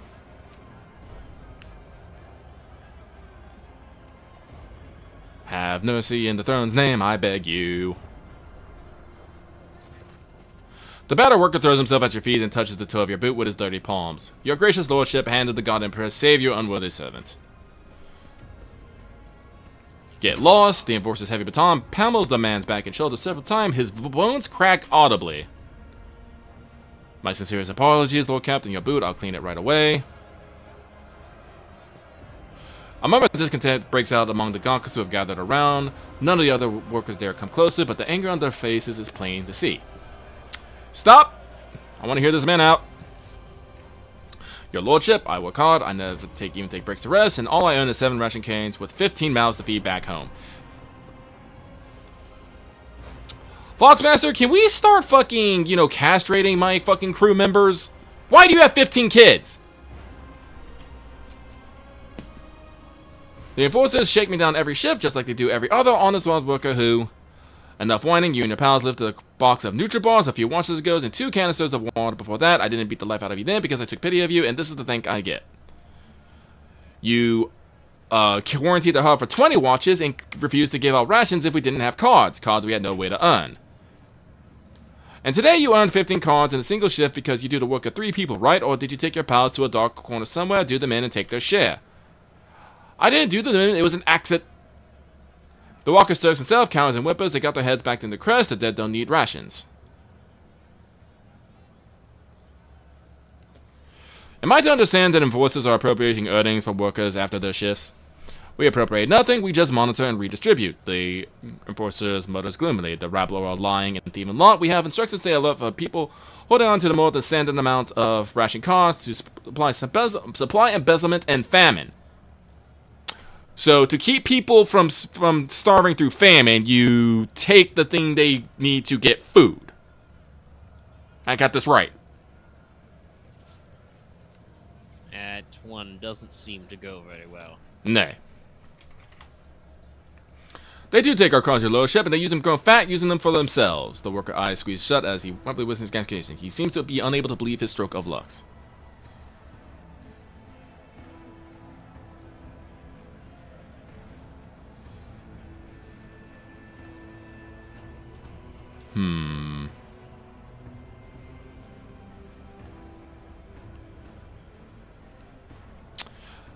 You see, I don't want to encourage people. So personally,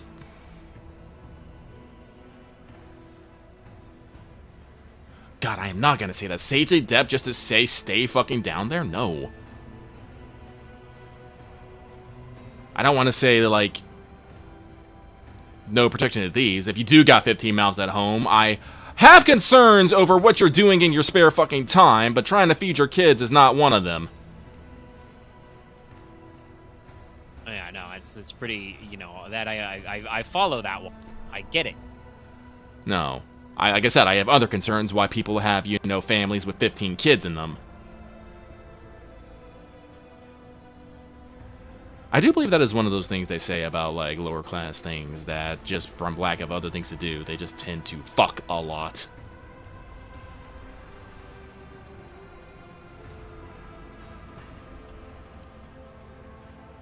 Yeah, you know what? You both deserve punishment. Strip this arbitrary person of his rank and give lashes to the thief.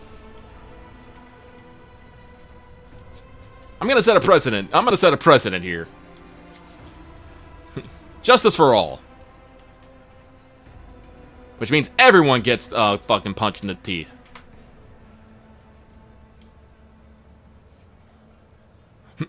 The worker snarls at the enforcer who has suddenly gone pale. Didn't expect that now, did you? Once my back stops hurting, we'll see how bravely you are without that baton.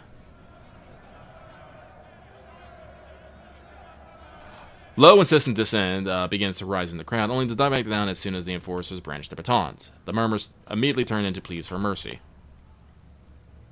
A sullen, red-bearded man with keen black eyes draws your attention. His oddly pierced gaze seems to size you up the whole time you are speaking, but now he has hastened to conceal himself behind the gawkers. The next thing you know, you are watching him hurry deeper into the tunnels.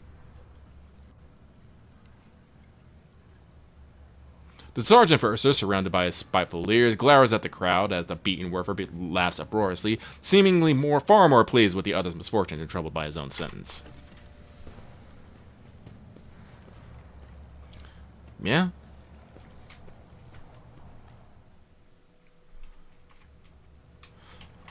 Yeah, no. It's one of those things I can understand. You're probably stealing food and all that stuff because you got a lot of mountains to feed, but it doesn't change the fact that you're stealing. So I'll punish you, but also I'm gonna punish this person who's also probably stealing, you know, food away just because he's probably being more of an ass. Let me save that after that decision. During each day, the railway hubs directs thousands of containers carrying the rogue traders' cargo to various destination compartments. Can I move this? Who thought that was a good idea? No. Despite your efforts, the container does not budge an inch, but you heard an unpleasant crunch to your back. Uh-oh. Abelard. Oh no, it was Abelard! Each sacrifices the mind to the penalty of strength. Ah! Get him the icy hot. He's gonna need the icy hot. Oh, it's fatigue. Oh, yeah. Minus Works for intensity strength. Shicolius toughness, Onilius. All right, we got That's it. it. No, excuse me. Actually, did it succeed or fail? Oh, it definitely failed. Little Captain, this container weighs as much as the entire train. Perhaps you'd like to use the cargo train. Nice try, Abelard. What's in the door? Nothing? Okay. No, we're doing. No, nothing, it looks like. Okay. Stay sharp. But I do believe that with that... I don't know if this was activated before or after, but now we have the crane! Let's see here.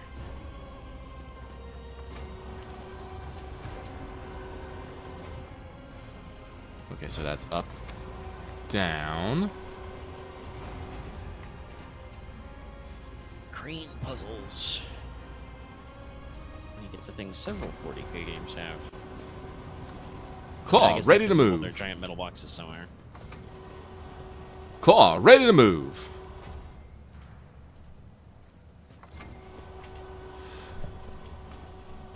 I have to attach it to the manual. Okay. Well, someone go do that.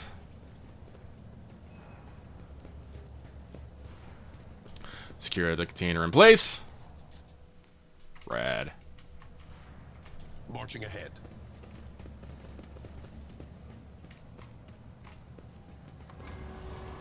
Now up again.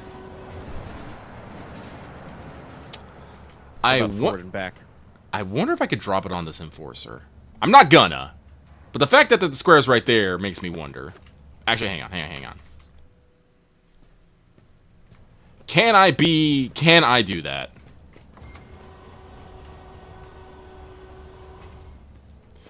You'll die for my curiosity. Survey says. Oh!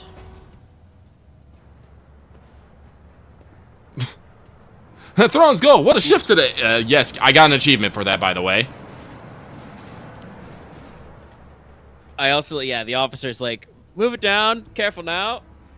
Thrones gold! What a shift today. What happens if I lift it up? I think that guy just saw his supervisor get fucking crushed. Let's not mention that in the report.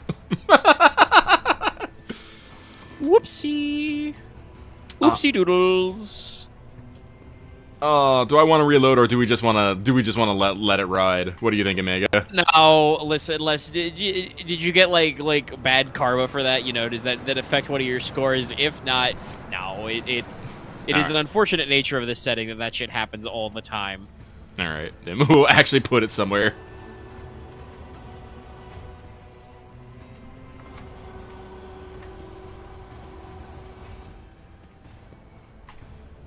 Place it in the thankfully actually correctly marked zone. Yoink! Venture forth. Long live the road trader.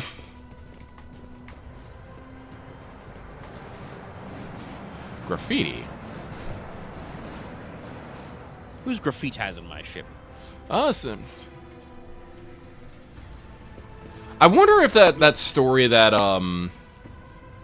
the flute player had to do with that fucking lower deck hero that that Abelard was talking about near the beginning of the game. About that guy, you know. Maybe. Yeah, let's open this up. Hello there.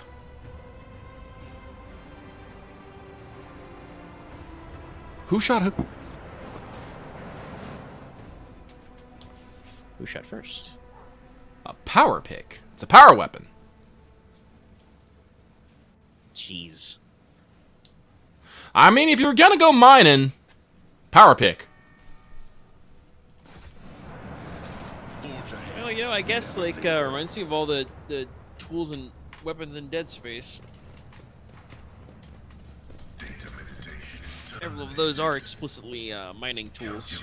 I guess the contact beam, for instance. Yeah, the plasma pistol is like always the one that, you know, lives rent free in my head, but no, the Ripper. Where did everyone else fucking go? How'd they get over there? Warp. Actually, that reminds me. Wasn't there like a drop around here that was like underneath one of the train tracks that was like confused me slightly? Let's see, where was it? With isometric games, you do sometimes get that almost Escher-like quality. It was over here, I think. But it was like under the train tracks? I don't know how to get down there. Nah, whatever.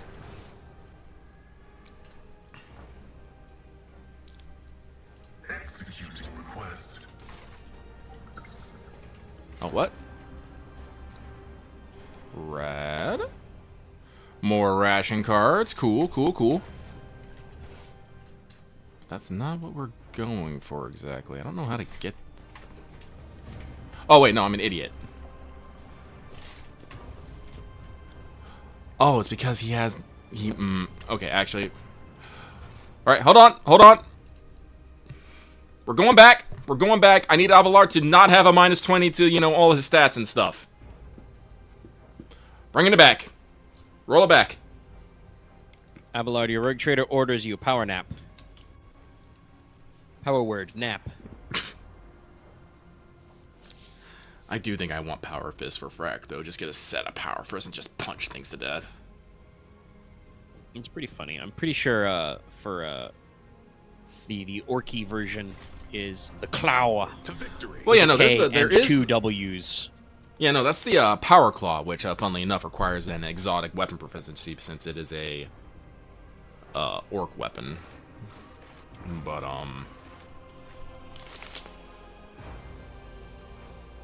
the thing about the Power Claw, though, is it's not actually... It's a claw. It's not a hand. It's a claw. You can't hold anything in that hand. It's a claw.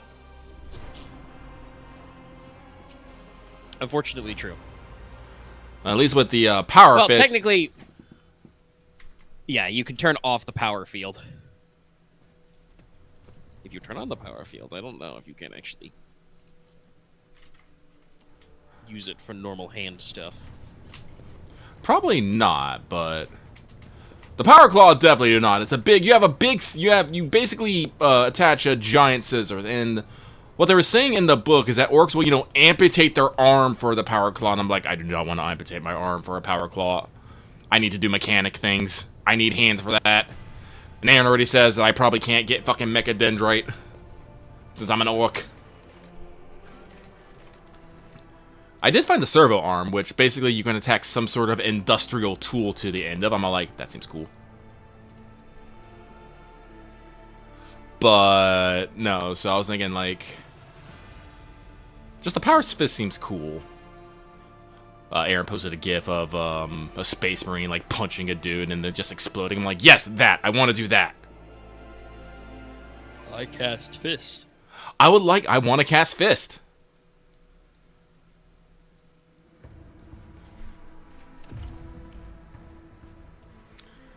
Because while the game very explicitly says, God damn, Lucky.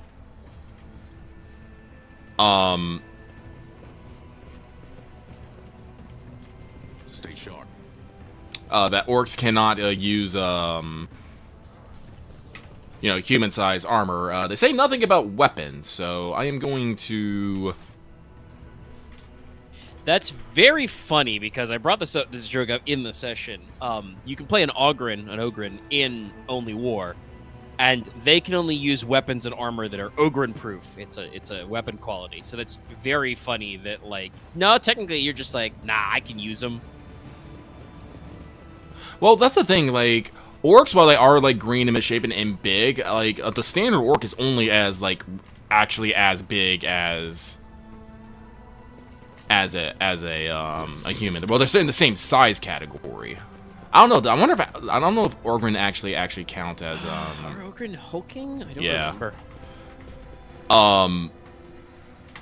Orcs can get to hulking in the Freebirder's career path. It's like in like rank 6, I think. You can get the mutation hulking, I believe, because if you just get the size hulking, that's not worth it. There's no point just to get the size hulking. You become easier to hit and it's harder for you to hide, and all you would get is a Yeah, that's why I went with light power armor instead of the normal full power armor, because while you do get plus 20 to your strength score, well in power armor, for that, and I think a couple of other things, it upgrades your size to hulking, and I was just like, no, 10 extra strength and 1 extra armor in every hit location is not worth everybody has an easier time hitting me. Yeah, or you have a harder time hiding. So no, I'm pretty sure that in the advantage, it's probably the mutation, which gives me plus 10 strength and plus 10 strength, plus 5 wounds, and gives me the hulking size, which I think makes sense. Oh, I don't have the fucking debuff anymore. I guess I got used to the lower deck. Neat. All souls cry out for salvation. Venture forth. Oh, wait. Game autosaved.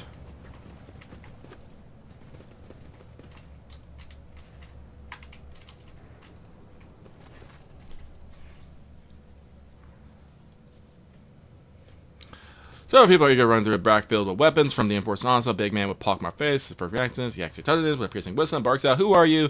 There's no about anyone here." Ah, doesn't matter. Identify yourself. Take a look at additional materials. Makeshift armor. Battered weapons. Long a good plastic gleams. Restly consider humble weapons. You notice that the little finger on every person's right hand has been cut off. It is hardly content. Abelard, announce me.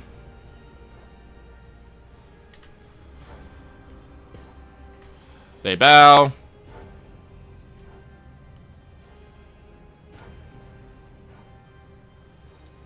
Oh, I'm explaining the bond how to take it back myself. It's not everything you architecture. As for this, I won't tell you cause you caught us red-handed. Tell me why I shouldn't execute you on the spot. You could execute us, but who would take our place? Shameless God, Robin can hunt that. Bastards accept mutants into your gangs and pray to arch enemy. There's always been hollows on the ship. You better all us up who don't go too far and who keep the heretics down. You're peddling weapons. Die. Challenging me was a mistake. If you were selling like food, water, maybe some drugs, I'd probably be a little lenient on drugs. Be okay, but nah, man, you're selling death. Not okay with Illegal arms trade in my ship? it. Nope, I say don't no. like it. Will not tolerate it. The rabble do not get weapons. That's what the enforcers are here for.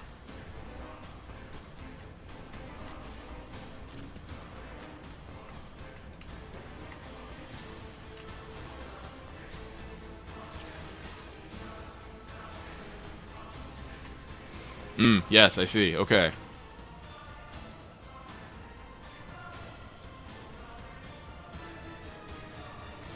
Argenta is going first, and there is like 5 dudes just lined up. Oh, well. Be the fire in my heart. Let's see how many survive. As the Emperor commands. What?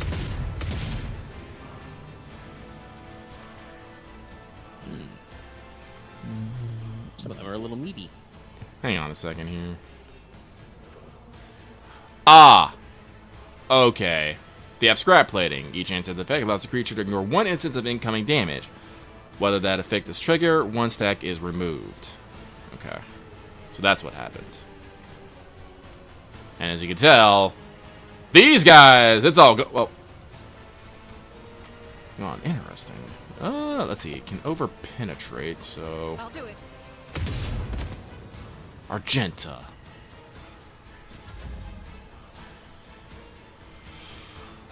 Kabbalah, slice these men. Death comes in silence. What is this? This is 2 AP? It's also 2 AP. Trust me. The other side awaits. I shall not fail. The shadows will see it done. Trust me. Caught by the web.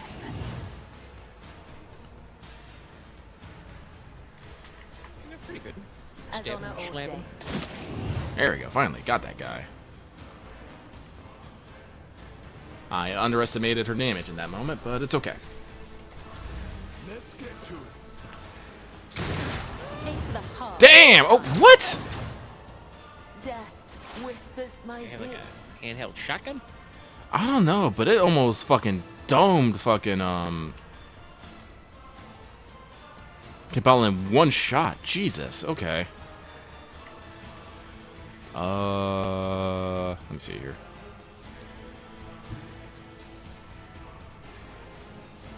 That's why I need you to move the fuck up right now. Let's see here. Area attack.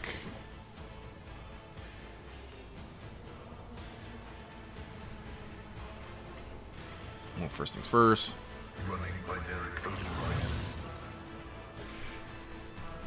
What does this do? Extra damage. Oh, yeah, it overheats. Let's not overheat. Let's not overheat. That's bad juju. We'll just do Bad it. for you. Okay. That guy just no-sold a fucking plasma shot. I just want to point that out. 0 damage on plasma. Why are you guys so chunky? Let's make it quick. They're ablative shenanigans. If this is my death, may my blood be a worthy sacrifice.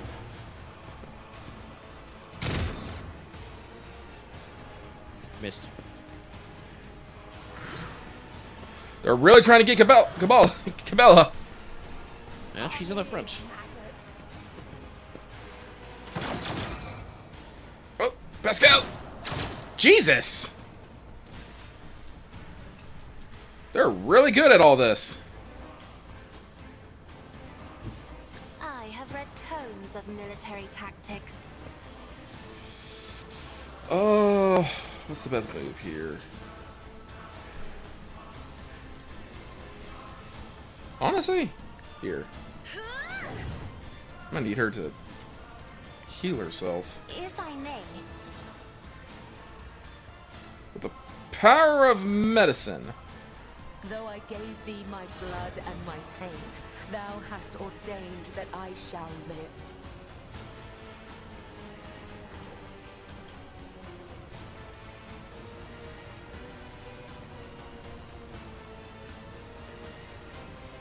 Yeah, these guys are spicy. Trust me, my blade whispers your name. Alright. Please, laser a fool. isn't this a job for the serfs? Just no cells a laser. Well, I think he still has stacks. Like I say, he has, is that 6 stacks of his protection? Oh no, that's 6 buffs and debuffs. Oh, okay, so 6 stacks. So he doesn't have any more damage stacks. Nothing to lose. This creature deals 100% damage and gains temporary wounds until its fax max. Why? What? This is the other reason why I don't believe in like difficulties things, because when people have difficulties, they want to basically find a ways to break the rules over their back, and then when you know, players break the rules over the back, game developers go, well, we have to make things tougher, otherwise they're just gonna, you know, run slipshot over the entire game, and there'll be no challenge. What was it? In patch 1.5 here, they actually had to nerf Blade Dancer, Cabela, because they were talking about how, while, you know, it's very fun and many people like her, doing, you know, 2 million damage in a single turn is a bit unrealistic. And it said, yes, we have seen this happen. Yeah, it probably means you need to figure out somewhere to cap with the numbers. And because people can't just, you know, not break the game for whatever reason, you know, the developers have to keep putting limits and, you know, coming up with things, making things harder and harder. Makes it real hard just to enjoy a game. Doing a math equation here. Let's see here.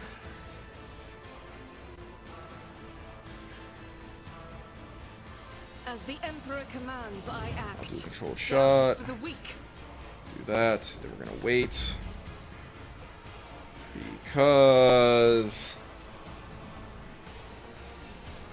I'll also do this for Argenta. So she shoot goo. Also, you serve me. So done. This is one of the reasons why I wanted to ask everybody if they wanted to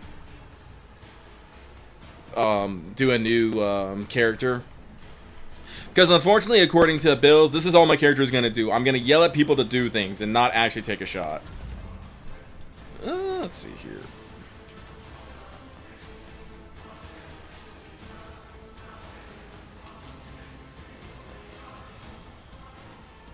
Can I get this guy? I can't. Get in there, Abelard. Yeah. Let's also do a taunting scream. Victory is imminent. No, this is like the noble officer archetype is basically your base standard rogue trader. He's very good at yelling at people and being social.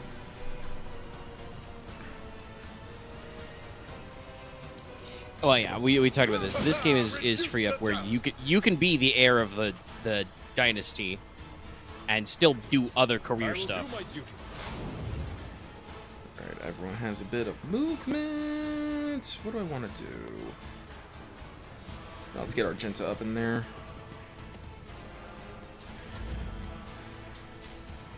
Same with Pascal. We'll get him over there.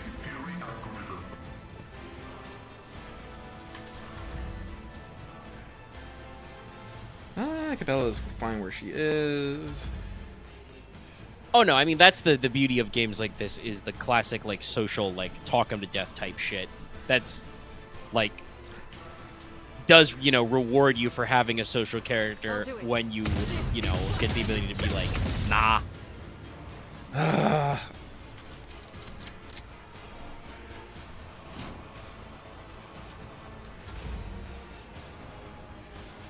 But obviously there are going to be times when you're going to want to be like, we must fight. You can't always just be like, nah.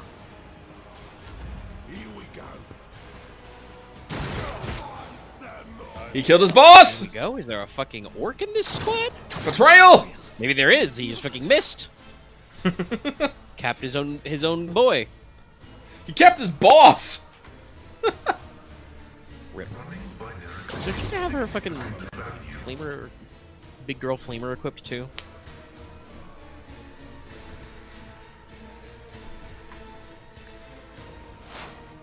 Analyze enemies. Analysis. Stupid. Oh, we got 2 guys left. Oh, I actually got the attack of opportunity off. Analysis. Dunderhead. My ears are ringing. Your ears, Abelard?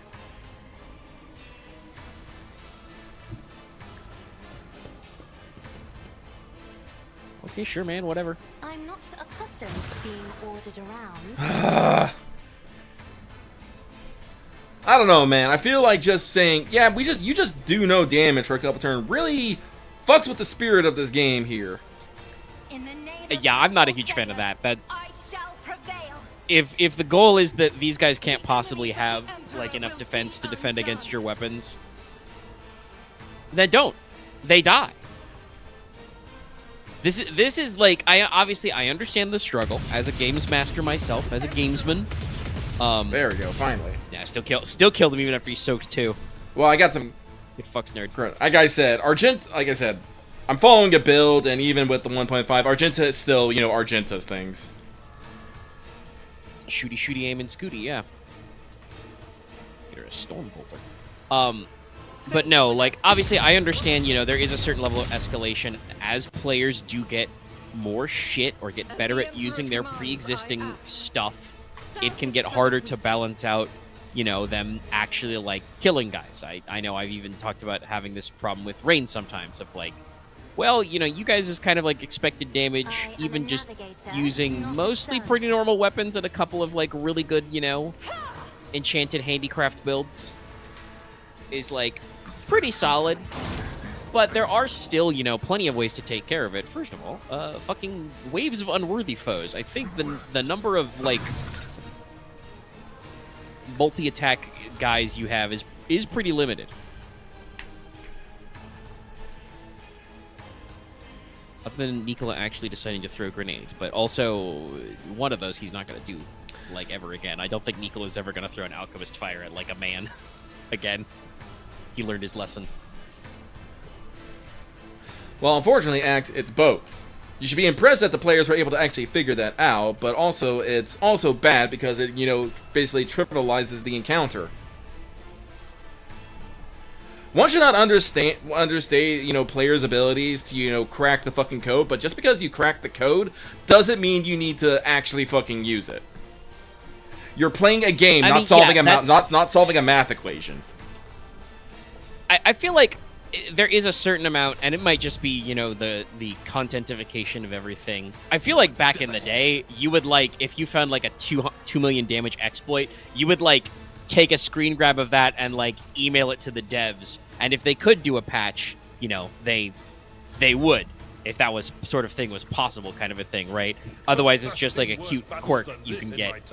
These days, it's like, you know, oh, that's got to go on YouTube Shorts. That's got to go on TikTok. You know, 2 million damage with Cabela. I mean, if Cabela ever does do 2 million damage in a turn, we should absolutely clip that shit. But well, it wasn't, also, you know, YouTube's like built-in clipping tools are annoying. yeah, but No, it's not literally 2 million at once. It's like total in a turn. But even so, it's like that's a lot. bolt pistol. Wait, do we already got a bolt pistol? Sins I don't hidden know. in What advice do you seek? Abelard, fix Pascal. Let's patch you up. Integrity factor increased. If such is the Emperor's Also, I mean, will, you're saying, oh, they simplified healing. lesson learned. I mean, I think they consumablified healing, but also no. Most of the time, these characters are treated as lightly wounded, so they actually get to heal more. Yeah, these guys do get like fresh injuries, and if I don't actually heal them, They can get some serious stuff that's longer to heal. yeah. Spoilers for the Rogue Trader AP going up. Axe is talking about how, as a navigator, he was pretty badly banged up by just 1 or 2 hits. Because he's lightly armored. Reality had different plans. Well, yeah, I mean, it's a CRPG. It's not, you can't... This is always going to, again, this is talking about the transition jump. With CRPGs, it's like, you can't do, like, arbitrary, you know, X number of days to do something to heal. Because it's a computer. So you just, you know, calculate the healing, like, right away, and then it's like, you know, we'll see about, you know, healing you to different levels when you transition. But that's, you know, how freaking The Ripper. Ooh. Ripper.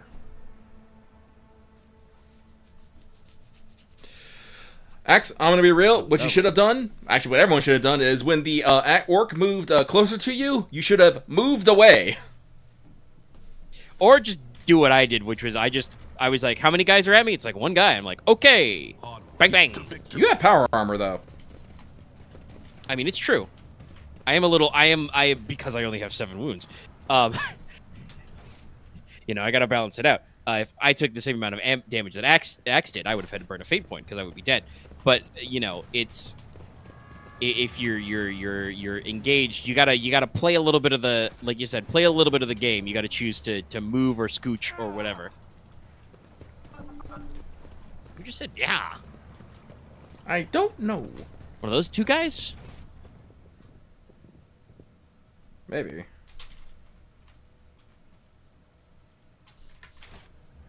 Forge ahead. Never linger. Alright, what's going on here? I will admit, part of our problem right now is just, I guess we'll have to see if the Hades Anomaly guys are out there, but we haven't had any chance to roll any acquisitions for like 2 whole sessions. Also, super fair, to be fair, fucking Dicebot hated us. No, the D1 was very gnarly. We like some rolls were like very low. I think me and Dallas both got multiple rolls in like the single digits. I think maybe a couple of other people did get some ludicrously low rolls. One of the orcs did hit a 1 on me, like a 0-1, that I parried, thank God. But yeah, no, the dice were super mean at a couple of points. Like honestly, conversation about like, you know, las pistols and stuff being like, oh, Loth needs more pen. Probably, but also he rolled like ludicrously average to low on his las pistol damage. Yeah. I also just love that just like I can't see. Oh no, there it is. There's the corner. They're having a knife fight. Okay, I was gonna be like, I keep hearing the wet squelch of somebody getting stabbed, and I don't know where they are. There they are in the top corner. They're having a fight. You telling me you've never played Knifey Stabby?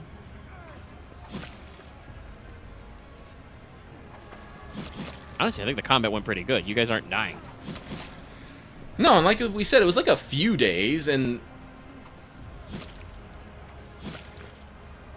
like, well, hey, Axe, guess what? You've played a shitload of FFG games.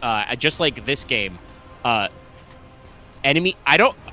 This is a spiritual question, to everybody out there. If you play tabletop games, but are tabletop players under the impressions that enemies follow the same rules that they do when it comes to items and abilities and stuff? Like in this game, obviously, some of them have the same math, but I bet you can't get that scrap armor shit. Free hits. That sounds like it'd be crazy good if you got free hits in a fight. well, I was mostly, I want to say confused because we were talking about the big shooter that the orc shooters had, which did not match the stance of the big shooter that is in the book, and I'm just all like, yeah, that I don't understand. Like, yeah, that's something I don't know. I don't necessarily. Heavy weapon. It probably should be a heavy weapon, but were they like, oh, we'll be nice to orc players? You don't need to be nice to orc players. Orcs are fucking ridiculous to play as.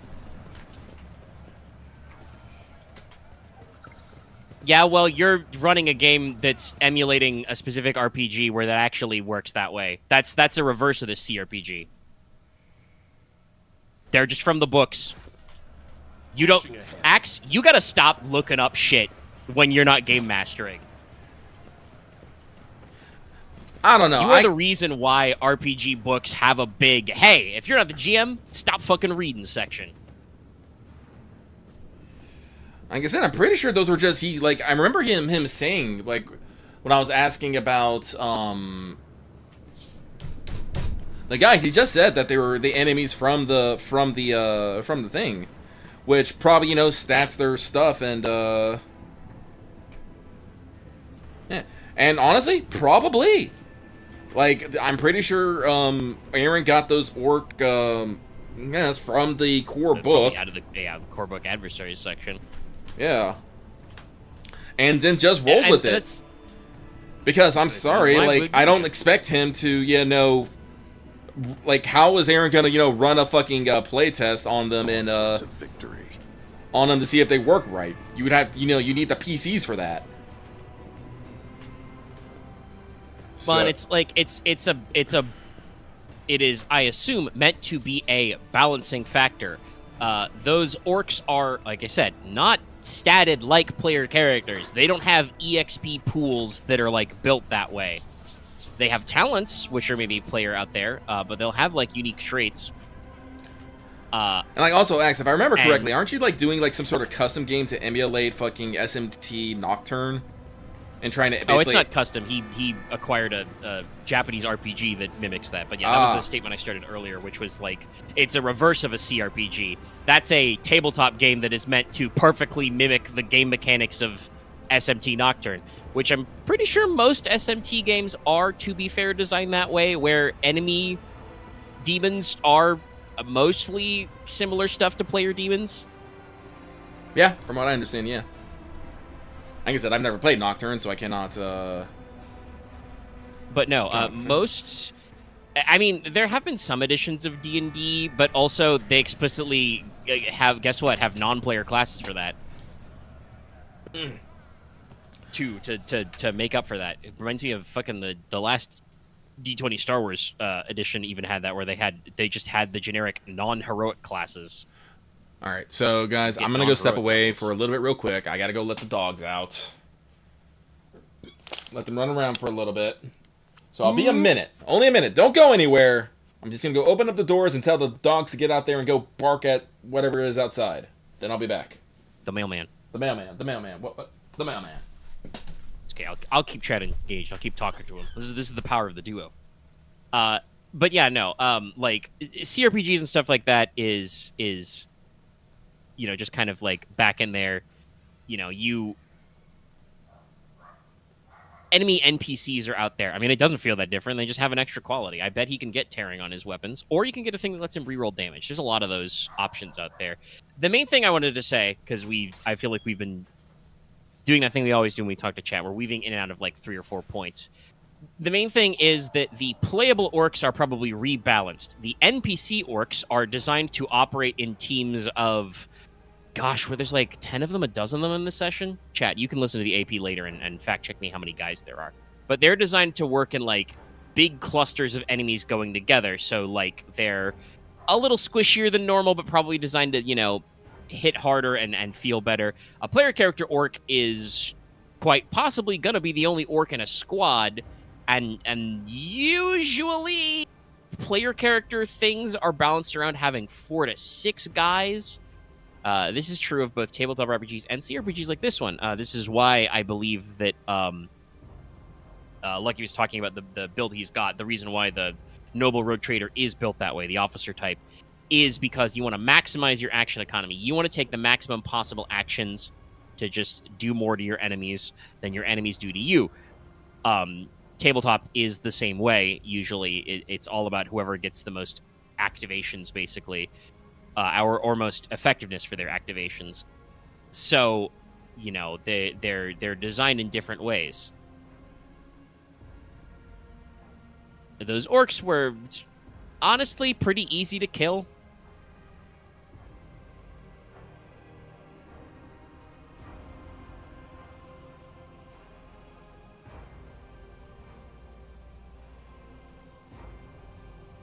Well, yeah, it's meters. It's all metric, baby.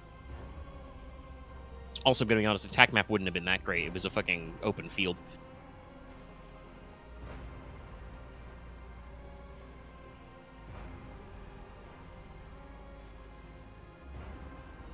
I'm pretty sure we're not going to be able to find any cover to dive for.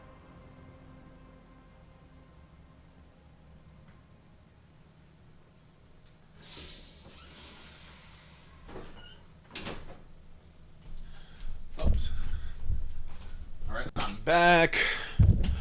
Sorry about that. That matters too much. I've been drawing with chat about stuff. Also, Omega, I do want to, point of order. I don't think anyone asked about cover. Well, no. I mean, because Aaron described it as an open patty, so, like... I was like, oh, we're in an open field. Only would have really mattered against the shooters. The shooters. The shooters, yeah. Since melee doesn't work like that. Actually, that's a good question about this game. Because I know you get the cover icons, very XCOM-esque. Do you get cover against melee attacks in this? I would assume not. No, I don't believe so. I think they're only ranged. Yeah, so it is the same way as the RPG. So it also would not have helped us against most of the enemies in the fight. Food vat. Look at that Sudge. And as a course, there's a skull on it. So goopy. But of course we need skulls, yes. Skulls on skulls. Alright, so there's a... What's up, blindfolded old man? Can catch me off guard. An old man in pitiful rag listens intently to the sound of your footstep, distinctive by the crowns wrapped on his eye, and with greenish ooze pussing out from under it. The old man lays his trembling hands particularly on a heap of junk that surfaces his bed, as well as his table. An empty beggar of mud makes a clinking sound next to his withered legs. Dried ration meat into the mug. Here, have something to eat. Old man sinks into the meat, but soon gives up chilling and sounds the whole piece. Could this be a true memory of the Emperor, or just another dream? What happened to your eyes?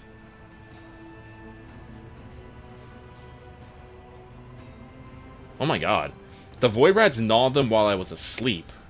And the sewer water my wounds were washed with were unaffected, turns out. The pain became a stinking feeling that wouldn't go away, and only got worse. Jesus. Gross. Don't wash your wounds with sewer water. I know we have a giant ship that requires a lot of things, but surely we have more resources that we can invest in our own personal infrastructure than this. Jesus fucking Christ.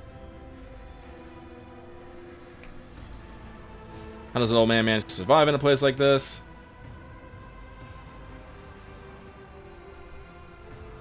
People help me. Good people. Not so good ones too. He sweeps his wither arms vacantly around the slum. Leave the old man be.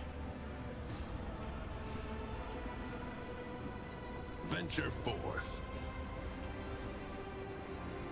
I feel like I'm starting to feel that this location was supposed to come by later. Because when I did this previously, like, these checks weren't that hard. Yeah, maybe this is intended. So for I you think to do they've, like, something might have later. rebalanced I don't really this- know about the I think they've rebalanced pacing those for like encounters. Actus 2. Yeah. Did not see that one coming. Yeah, hang on. We gotta save scum this shit. Yes, no, X is right. If they did, we'd not be living in the grim dark future where there's only war and the fucking industrial complex. It's true. As what at the high level, that's why I don't like this. I don't like the setting because we are merely. Oh, what's the way I want to put this? I harbored higher expectations. We are well, grimdark for grimdark purposes. Yeah, everything is very brutalist, industrial for a purpose, and ultimately a lot of it is kind of like pointless. That's like, I am a rogue trader. I have, fortunes untold. And this is my ship and my crew, which is, my vital lifeline to fucking, surviving and, the cold reaches of space. And, I just look at things, rusted, breaking, leak, and I'm just like, yes, this is great. This is yes. Yeah, the sludgifier there, whatever that is, that probably doesn't need to be that. First of all, it shouldn't. Reality. I had get, different it's not. plans.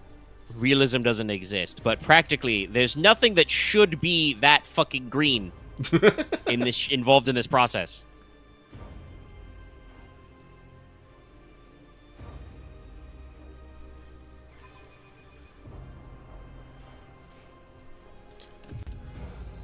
They don't have to invent and reinvent. They need to properly maintain.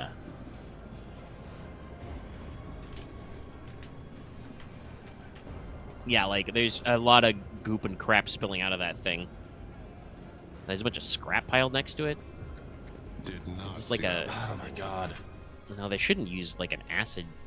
Like, smelter, they I should could come back use it and, first. like, do this later, but, like, I'm here. I don't want to quit now.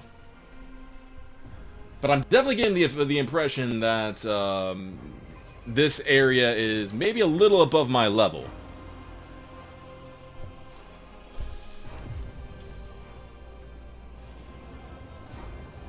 I harbored higher expectations. Alright, hang on one second here. Let me...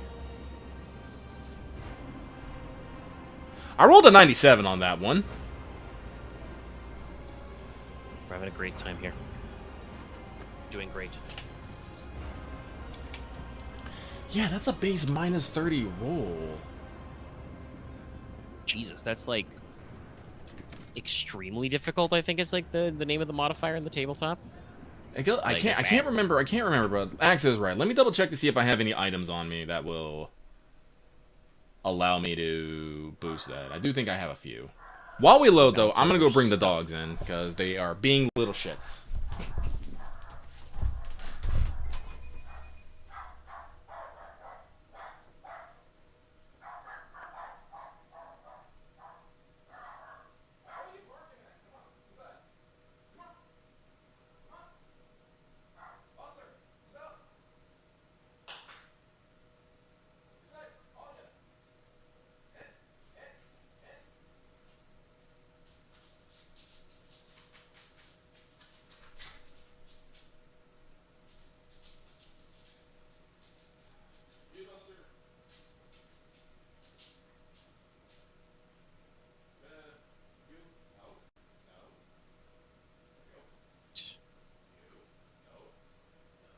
Get ready for some dogology, chat.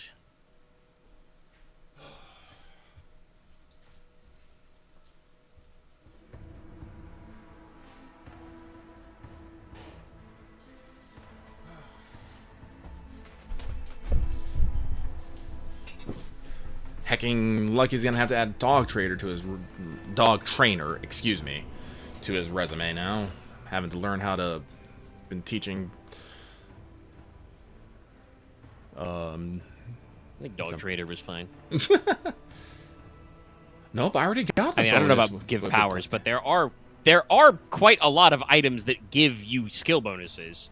They're just usually very specific skills because the game has a very wonky skill system. Oh, lore period time depends on fellowship and 7 talent to gain a +3 bonus. Let's do that real quick.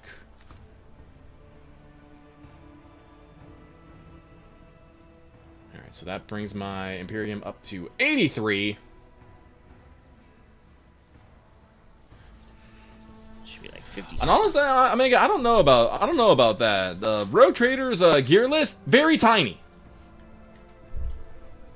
And here there's a fuck ton of things, but I don't actually know if it's not a fuck ton in the RPG, but like no, there are quite a few. There's like at least in the core book like a dozen different things that are like +10 to this test. The problem is, like I said, they're all weird tests, like +10 to evaluate tests. Or you can get a giant like hand cranked computer for like +20 to logic, but it weighs like 70 kilos. Like, there's quite a few of those. Are you sure we're looking at the same list? I'm like, yeah, I'll crack it. No, crack it. Like, tell me these items that like give bonuses to skills. Because every item that I see is all like, yes, you have a cloak that'll give you a bonus to stealth. Like, there's like 2 cloaks. A fucking, it's like those are wearables. Yeah. Like, even the combi tool doesn't actually, like... I don't even think the combi tool... Does the combi tool actually give you fucking... I think the multi-tool or the combi tool has, like, a +10 to tech use to fix things. Let me see. Like I said, it is... The problem is that the Rogue Trader is before they simplified the skill list.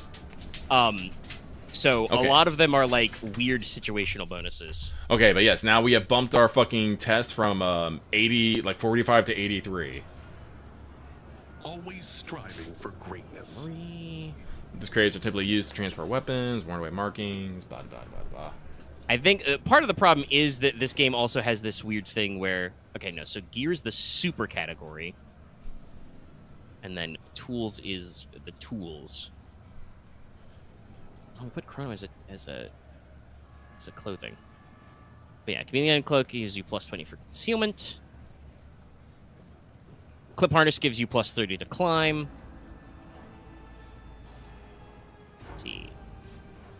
Yeah, prey sense is not really like a skill bonus, but that is +20 to vision-based perception. Those are like stat checks. That's all the wearables. But in the tools section, let's see. So the Almanac Ashtray gives you +10 to lots of skills actually. Navigation, pilot, scholastic lore, astromancy, and trade astrographer. Auspex is actually gives you +20 to awareness. Yeah, the auto quill is a +20 to trade remembrancer skill tests. Calculants to commerce. The combi tool is +10 to tech use. Okay, so the combi tool is for that. Okay. Diagnoster is +20 to Medicae.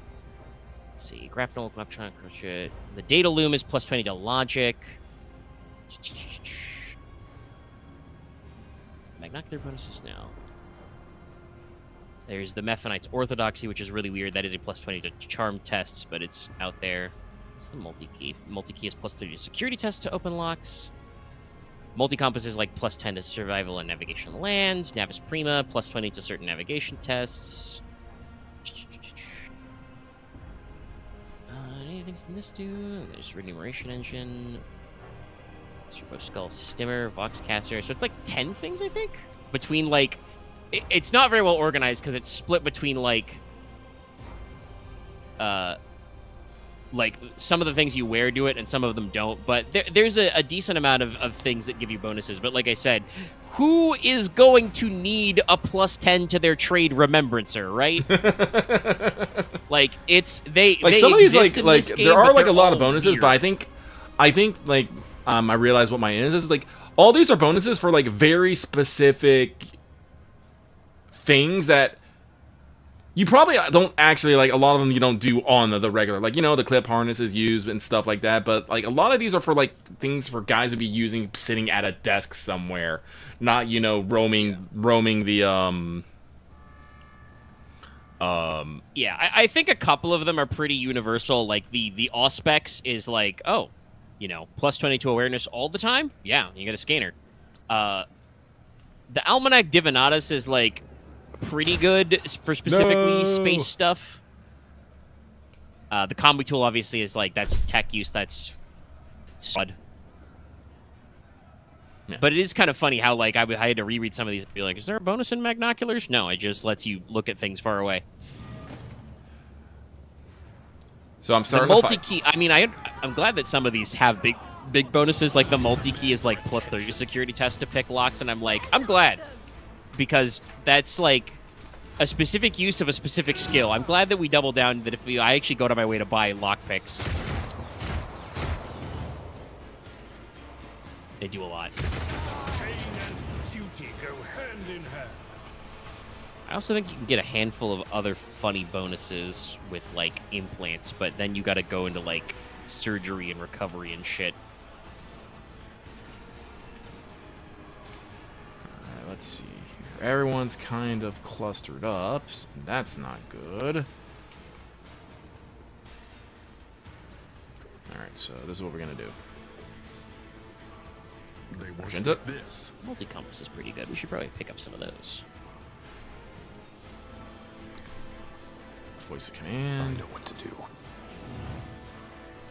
Oh, actually, I should say some of these are also quality dependent, which is a little weird. I didn't realize the Navis Prima is no bonus if you get a normal quality. If it's a good quality, it's plus 10. If it's a best, it's plus 20.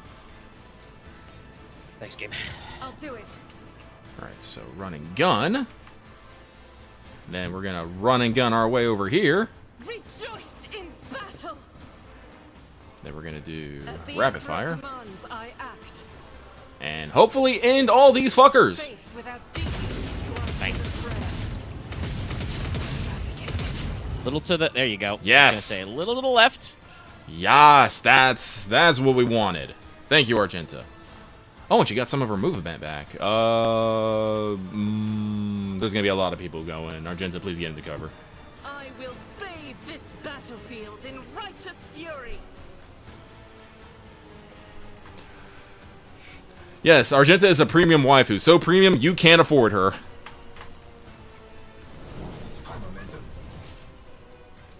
Oh, we actually got we got enough for that. We will fucking do it.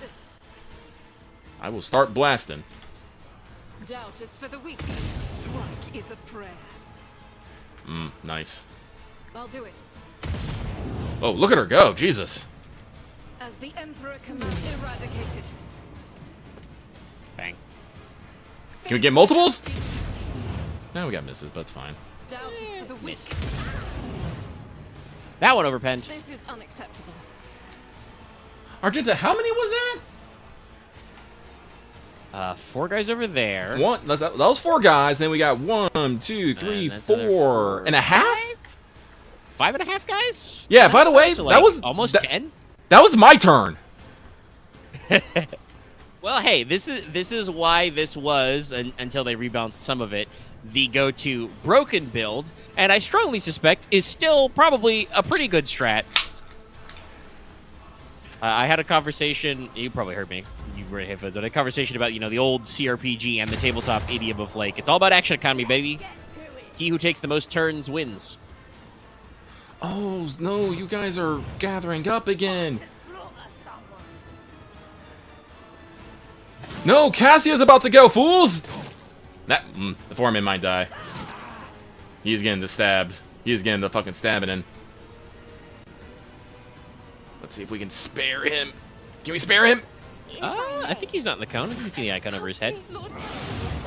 Cassia! Jesus! Yeah, I think Cassia's range is a little bigger than the tabletop RPG, but I think what they It said was still like 50. should be They pretty said good. what was 15 meters or 5? 15 meters, yeah. No, it's 15 meters. Actually, that might be. It depends on how big these squares are supposed to be. If they're like 1 meter squares, that was actually technically short. I want to say they're about a meter. Seems about right. So let's see. That's like 1, 2, 3, 4, 5, 6, 7, 8, 10, 11, 12, 13, 14, 15. Actually, I know, so it's a pretty big cone. it's a pretty big cone, but no, I do think that like you are right. Like, and it is also specifically line of sight. If like she can't see, if she doesn't actually see them, she doesn't do damage, even if the cone. That's true.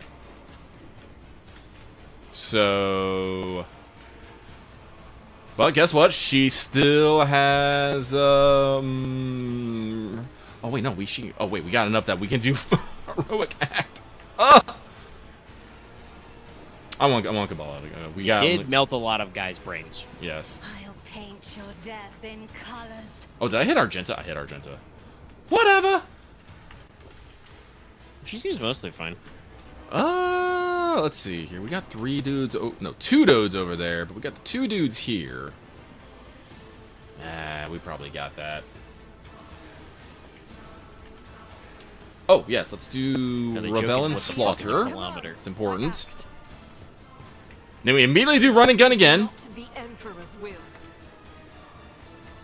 Because we need more move. Can I get an angle on both these guys? Probably not. So what we're going to do is rapid fire once more. Because we're going to make sure we kill one of these guys. They're both... Yeah, this guy's only got 14.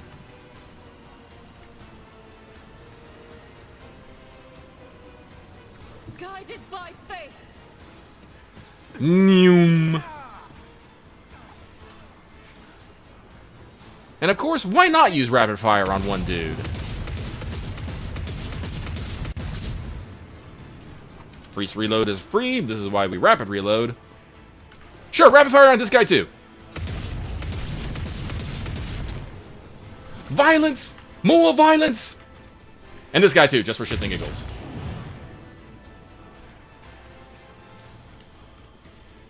God damn, Argenta. And that was Cassia's turn. Evelard, you go. Can you charge that man? Oh, no, we can't. Son of a bitch. Okay, never mind. Well, in that case, we will brace for impact.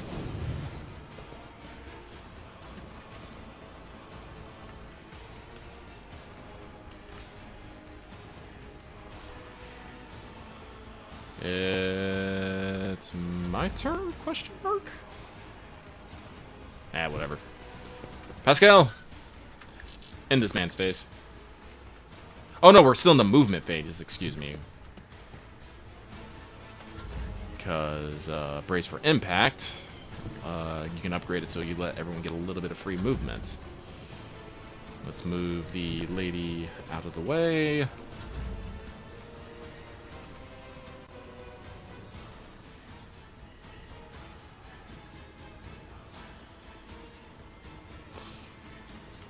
Cabela got kind of stuck earlier.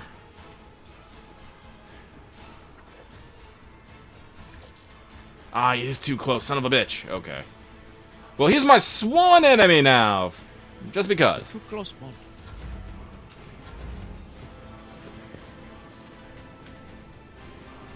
Alright, slice and dice. Yeah!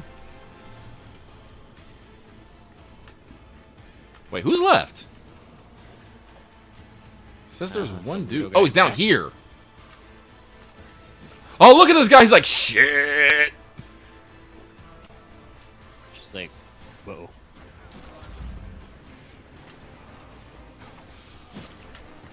Sister Argenta would like to know your location. No, like, the great thing about, like, Sister Argenta is you get the couple kills, you get Revel and Slaughter, which lets you redo Run and Gun, which means you can just move more. Since Argenta is homing on your location. She's approaching you rapidly. Doubt is Death. for the weak. None can escape the Emperor's judgment. Yay. The foreman, are you alright, Lord Captain? These cutthroats didn't hurt you, I hope. The man's prosthetic leg has been shot, and he carries his weight awkwardly. The locals and the enforcers call me the foreman. I have no other name. You might say I'm in charge here in this hole of a place. You recognize the shaggy red bear and keen black eyes. This is the man who was watching you during your canter with the enforcer and the station worker. You know, I will point at the skull thing and be like, what in the throne's name is that?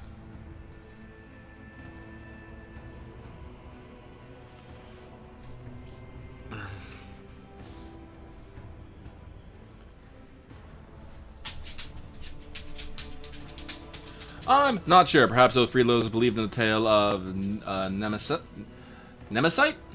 As it happened... Yeah, I think that's what it is. Oh, okay. So yes, no, that graffiti was of the local hero.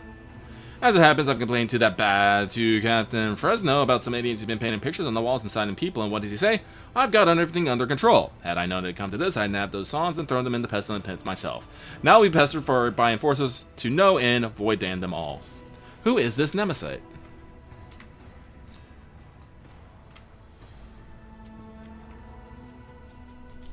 Just a story they tell around here. There's this chap they say wanders the lower decks, helping the poor who can't earn a living for themselves, and standing up to officers and forces in defense of the weak.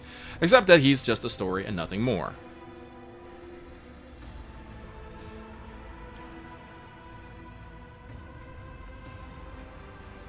I'll be speaking to Captain Fresno about what happened. Well, in your case, he'll certainly hear you out and not. He grimaces and indicates his broken ribs. You know. I saw you near another place. What were you doing there? Watching one of my wakers take a beating. I feel sorry for the lad, but there's nothing I can do. The foreman smiles wryly, showing his yellow teeth. Almost all the front ones have been knocked out. I've stuck my neck out in the past, not doing it again. Tell me what life is like for the workers in the lower decks. They toil day in and day out for the glory of the ship. The rest of the time, they do their best to survive, faced with hunger, and the more the range of the enforcers. Void leprosy, fires, floods, noxious fumes. The void foreman lists these on his fingers, although he has fewer than nature's average to work with. Damn. In a word, it's a decent enough life. If you work, you survive. If you freeload, you also survive. If you're clever, well, if the God Emperor wills it. What are you cooking in that vat?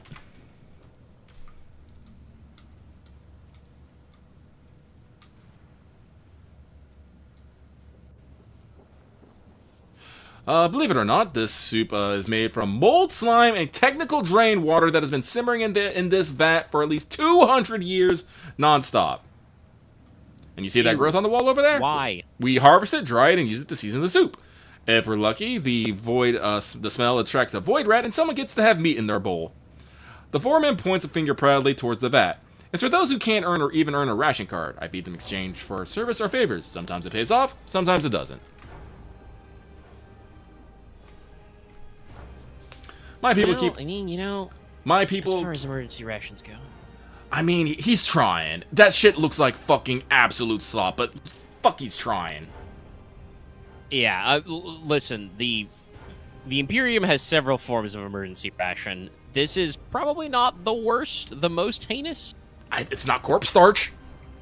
Yeah, but to say, it's not a corpse starch ration, so... My people keep out on for workers trying to eat 2 bowls in one sitting. One is enough to fill your stomach for an entire watch. Some complain about the taste, of course, ingrates. My man, you are doing the work. Here, have some fucking cards. He opens and closes his mouth in astonishment. Lord Captain, you just helped some good families survive. I'll divide the cards among them and be sure to tell them that it was your lordship who did them this good turn. Oh, man, are we really so strapped for food on this ship that we have to ration it so hard? Again, like, the grim darkness is way too grim dark. I mean, you might specifically be so heavily rationed because your ship is beat to hell right now. It's true.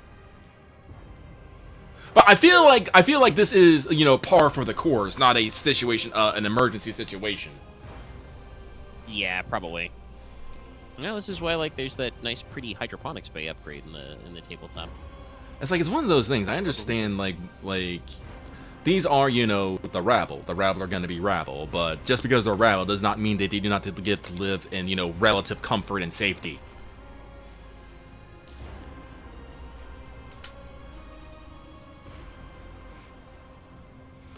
The cultists don't let people like me in on their rights and mysteries. I'm grateful to them grateful to them for their service to the God Emperor, but to be honest, I can't get behind their love of death. I'm much too fond of living.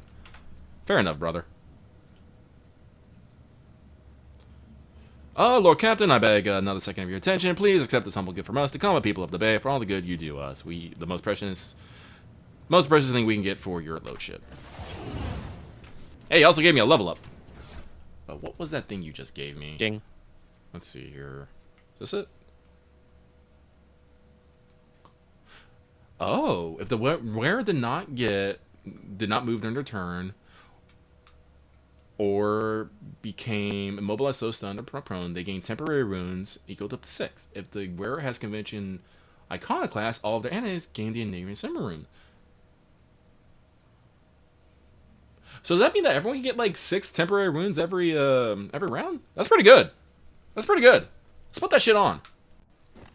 I like it. Drugs for everybody. Also, let's take off the bonus giving thing for right now. Wear the funny hat. But also quick save. All right, now. Saving and quickening. Like, it's one of the, the more I play this, the more I realize, Lucky does not necessarily consider himself an idealist. I much more consider myself probably a realist and a pessimist on such things. But, humans are... Oh, the foreman injury? I wonder, can I heal him?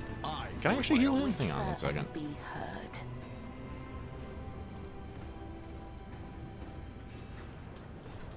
There is life in you yet. Use it wisely. Hey, yo. All healed up.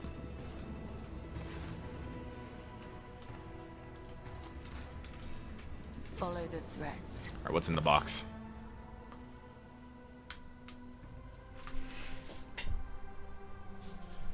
Are you What's just the box? biting this to pieces? You are, buddy. Here you go. It's a stolen autocannon. Cool. Mike. Sorry, can you all hear me? Yes. Okay. Well, Discord can anyway. Pretty sure that the stream should be good. Okay. Sorry, but a stolen autocannon. Cool. Great. I love it. Actually, what are low sticks? Are those like cigarettes? Yes. Okay.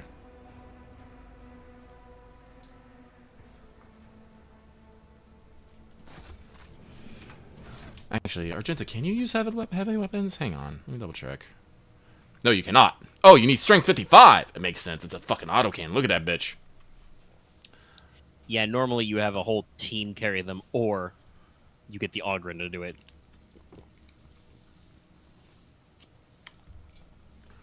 Actually, now that we've been playing Rogue Trader, I actually understand that combat is literally you stack as many fucking bonuses as you can and then let it rip. I think I probably could pick up a gun, even though my orc only has like a 15 ballistic skill. Because I can probably get some, do some full auto, do some aiming. Yeah. Get some stuff stuck on it. Yeah, get some stuff stuck on it, and if I can get myself at least over, like 50%, over 50%, that's worth a shot. I was very effective in combat, but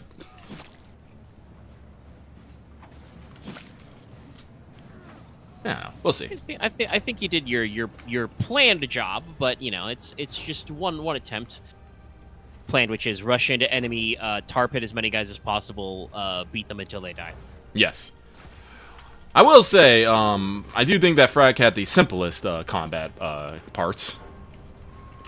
Well, yeah, because you did all of the attacks, so you even took off your, don't even have to think about my reaction. Can't dodge or parry anyway. Never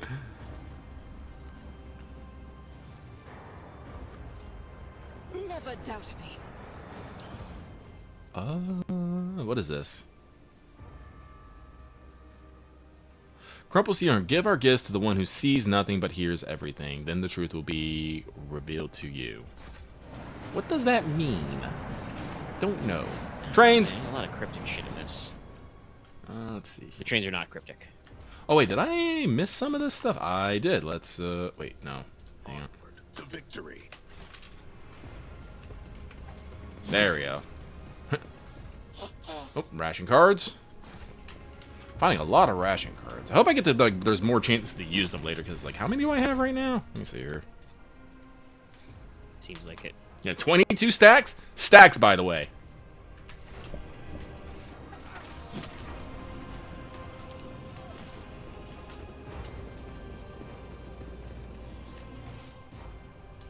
And it looks like there's some items up here I forgot, so let's move that way.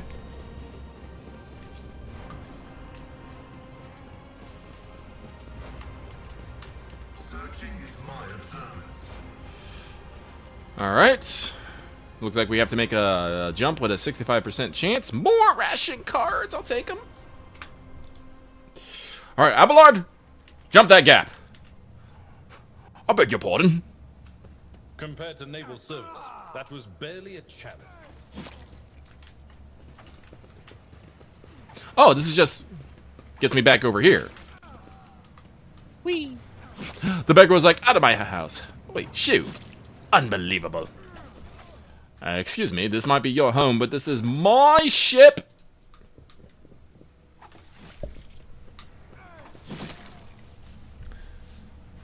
Alright, dog, you can't be like... Sorry, one of the Jack Russell Terriers is on my bed chewing apart the ball it has just there. I'm like, okay, you can't chew it apart on my bed. Yeah, it's gonna make a mess. Dog's already destroyed one toy today, and you only got the toy today. And I'm just like, God damn it. It's not gonna last. Oh, it's up here. Jesus. What's this? Look at this little shrine. Nice. It's the book. Book of War Prayers. It does 10% more damage to Xenos and Daemons. If the wearer has conviction on command, this bonus is doubled. Which is great for Sister Argenta because she also gets like bonuses against Daemons and Xenos. Actually, did I take the... Join me in prayer. Hang on, let me see here. She has her solar, she has her talents. Let's see here.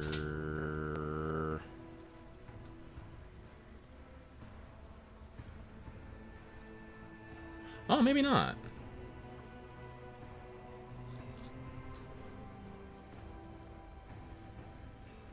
Power armor, proficiency, human divine agendas, and shape global faith.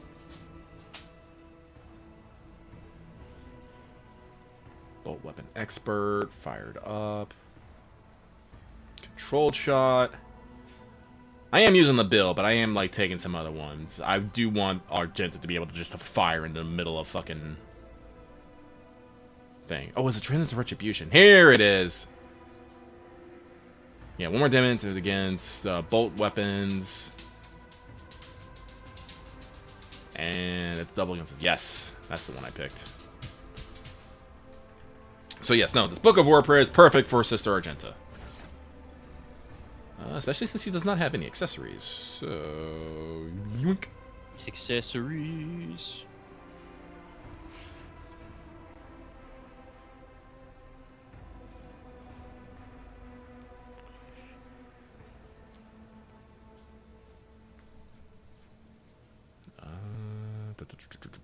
Yeah. Alright. Did we find everything here? No, there's still something else. Oh, there it is.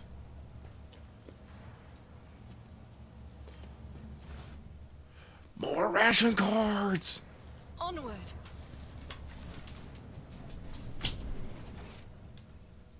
Marching ahead. Alright, now we get back down here. It seems to me like there's a flaw with your ration card economy in that a lot of your ration cards are not in circulation.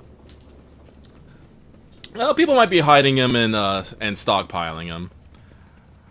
Like, I do believe, like I said, like, this is like, we're slum living here. People people will probably try to hide and squirrel things away just in case, or, you know, beat people up and take other things. When there is scarcity, there is demand. And when there is demand, people will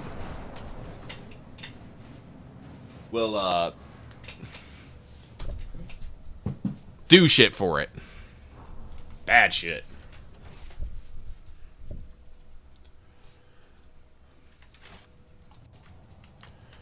Alright, so where are we going?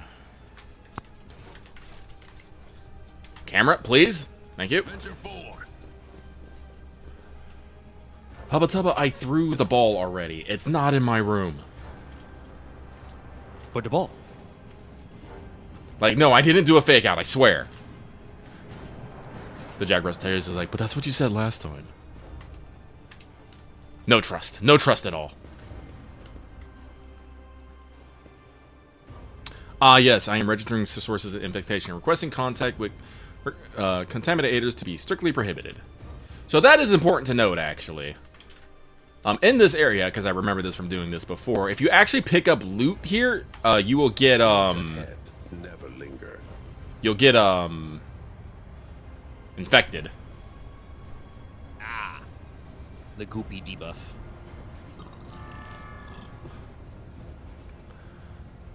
I said that your time has come, or what have you.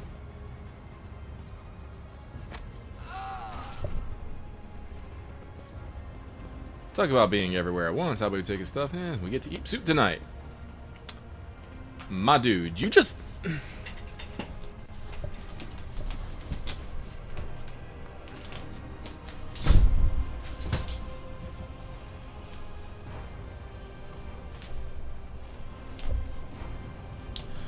Sorry, the dog does not seem to understand that he's not allowed to chew the ball on my bed.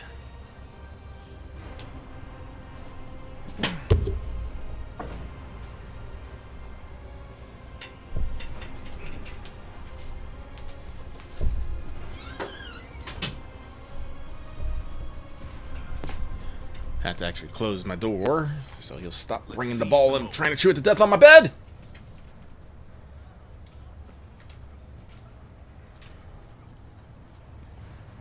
Alright, let's go.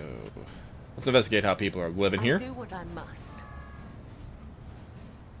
This man is suffering from a severe but curable disease. Medicine early would have saved him.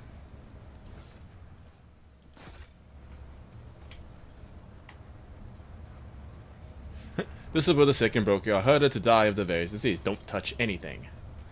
Abelard, why are the sick and dying herded to here?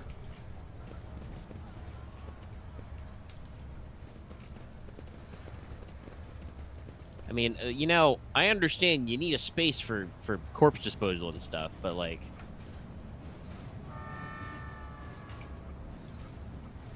Void disease. Onward to victory. it's a fucking closed system, you know? You could solve this a lot easier.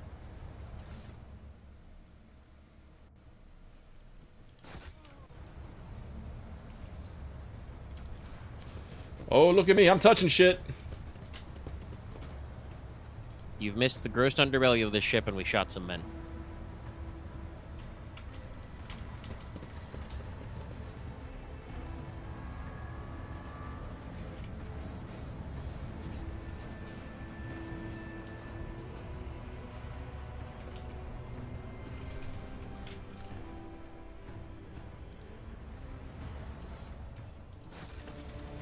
See, and now that I picked up 3 things, I have a suspicious wrath.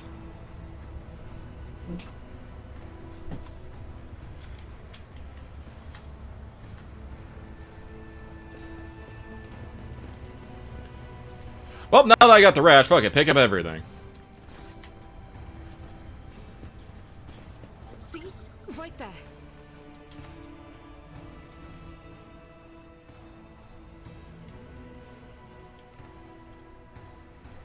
Nothing escapes my sight.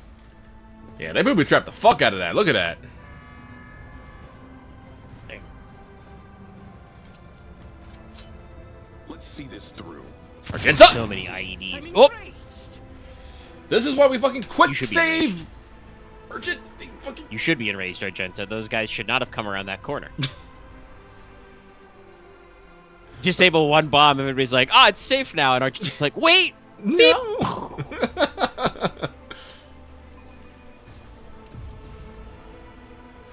Moxby!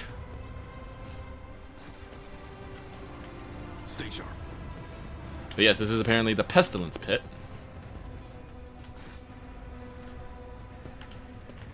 Watch out. Cast your eye there. My Auspex has detected something. Probably need to get frack some sort of Auspex and some other fancy things. Duty prevails.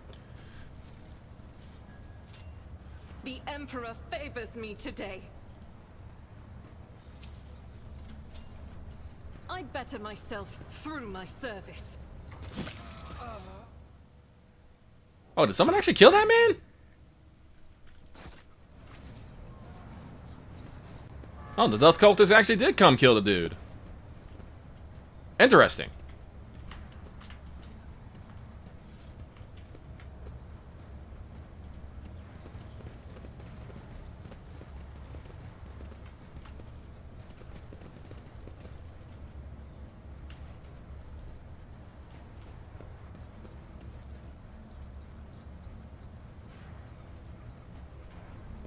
He begged for death and the Death Cultist gave it. Interesting. I didn't realize that.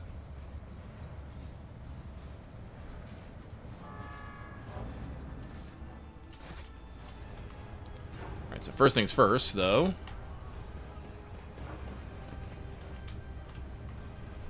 Oh, was it this guy?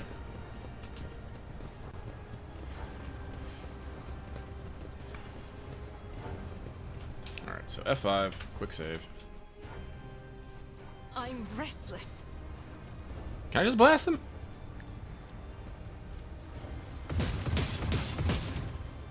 Nope. Okay. As the Emperor commands, I act. Sometimes you can actually pre-start a combat just by shooting the dude, but I guess I have to talk to him. I guess.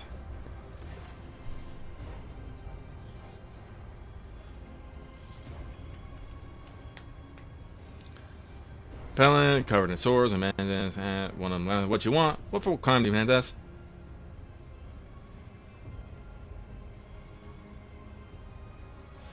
For the crime of wealth, that bastard had rations and fuel cells. We'll trade them for porridge. Cool. You are sentenced to death then. Die. Challenging me was a mistake.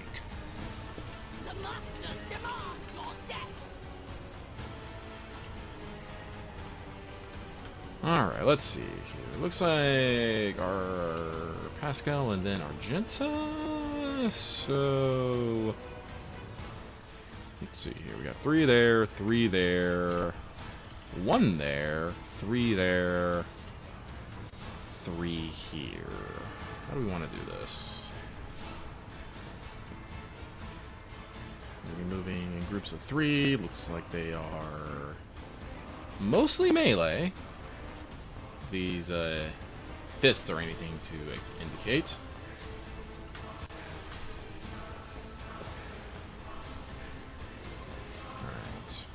Pascal, where are you? Pascal, I want you to stand right there. You're going to try and blast these 3 guys here, if possible. Argenta, you...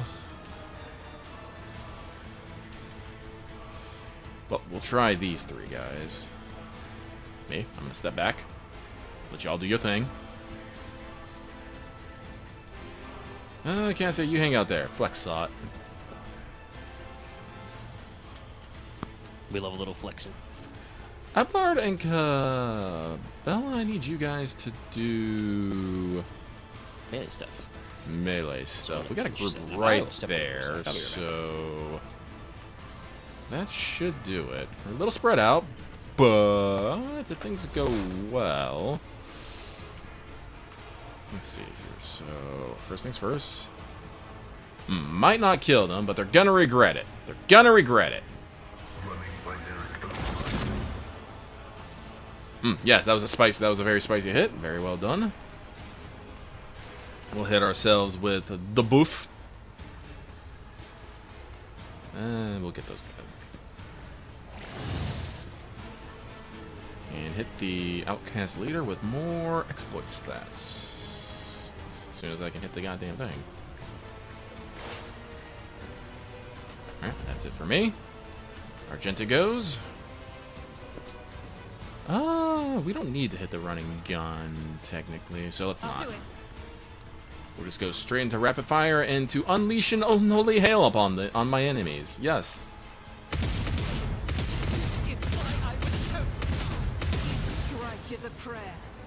Ah, yes, that's right. These guys explode into fucking poison gas. Cool. Why is this on my ship?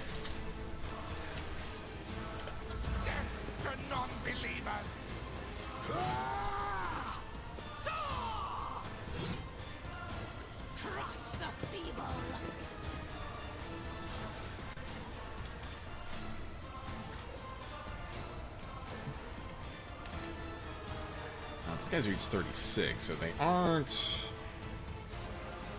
nothing, unfortunately.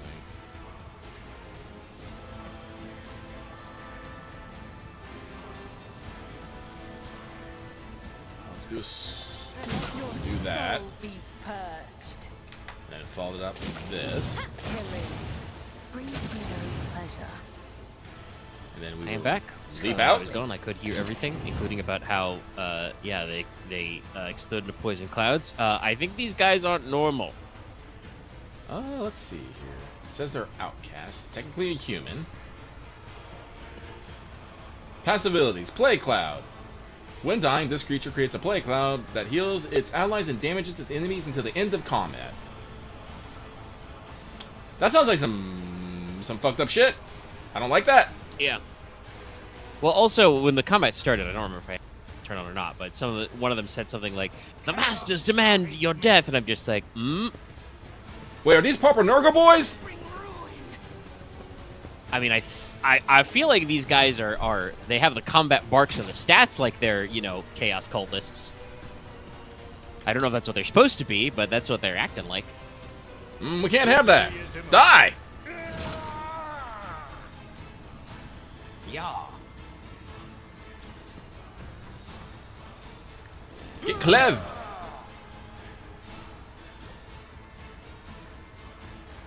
I will do my duty.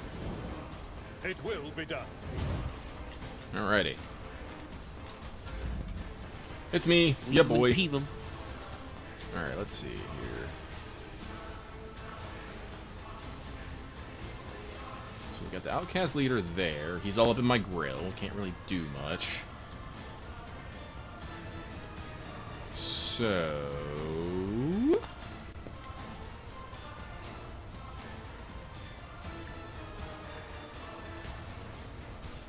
let's have Sister Argenta do stuff. Easy. They won't expect this. Alright, so now she has 3. We do rapid fire. Oh shit, actually...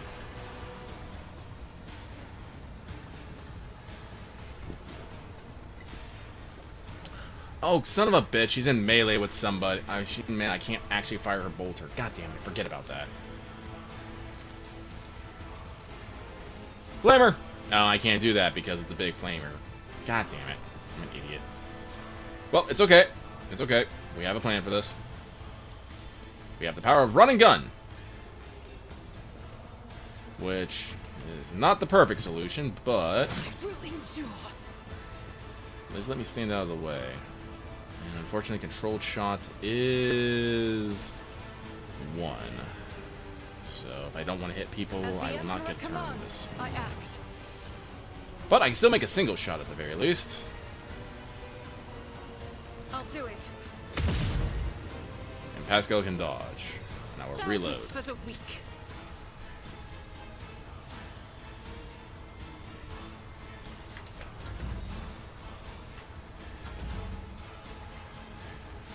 It's Cassia time. Be careful not to cross my gaze. She Go dodges. Castle again.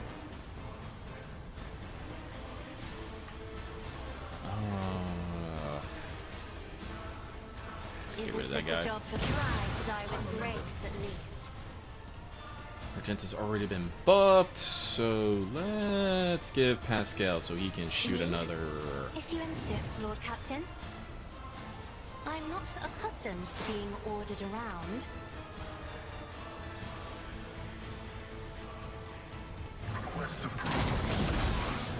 Blah! It blew up on him. Pascal's okay though. Look at him. Perfectly fine. Nothing weird just happened. Ow.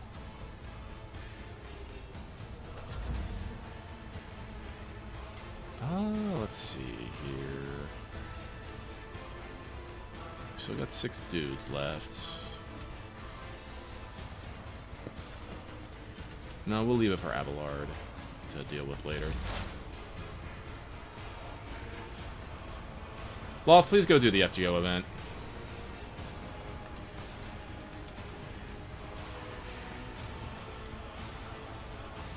Alright, let's hit him with the stacks. Now he has 13. Then we do expose weakness to make him a bitch. He is now a bitch. We will also hit him with Machine Spirit Banishment.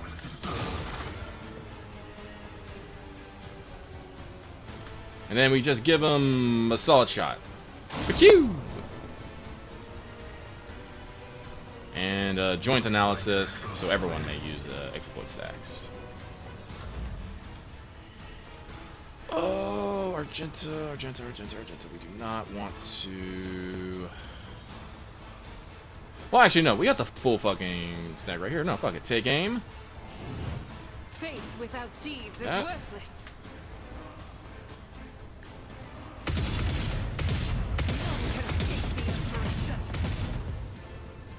It was like the Matrix there, me going back and forth with that dodge.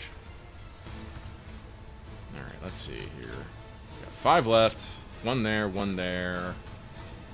So we'll actually activate Argenta's ability. Thy light I crave.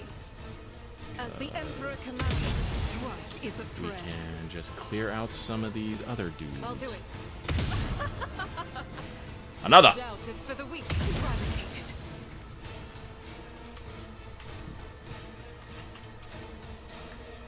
None who can escape the Emperor's judgment.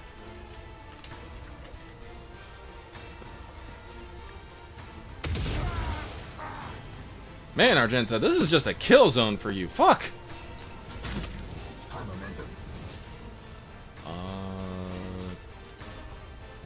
Yeah, just run here.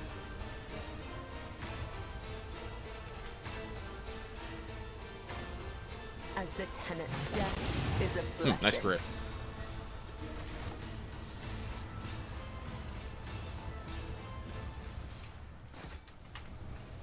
Forge ahead. Never linger. Yeah, you guys might be hungry, but I don't approve of cold-blooded murder on my ship. Also, those guys were weird and melty. They were a little Normal milk. people don't explode into plague clouds. It's not natural. I don't like it. Don't like it one bit. Alright, so steal their shit. I already got the rash, so it doesn't fucking matter. Marching I ahead. guide humanity between the stars. Alright. So now we go talk to this person as we see the bloody blood mock.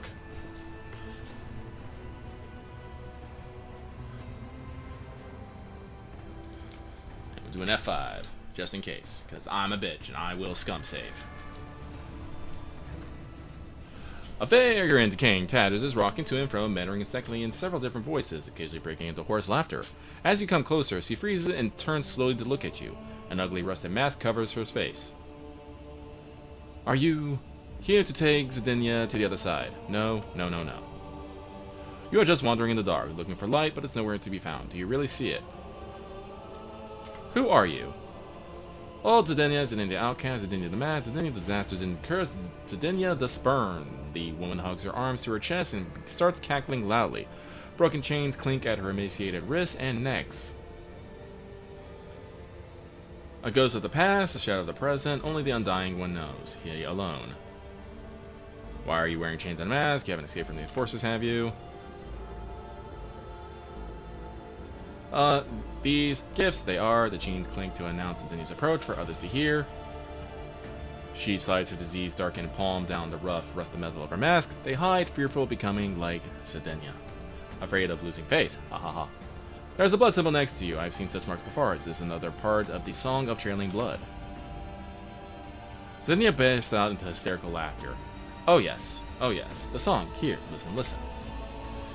The woman starts chanting This puzzle is hurriedly. very, very elaborate. She wandered an eternity in dark, yet was consoled, webbed foretold. The undying one's blood secrets glowed, a light to guide her faithful fold.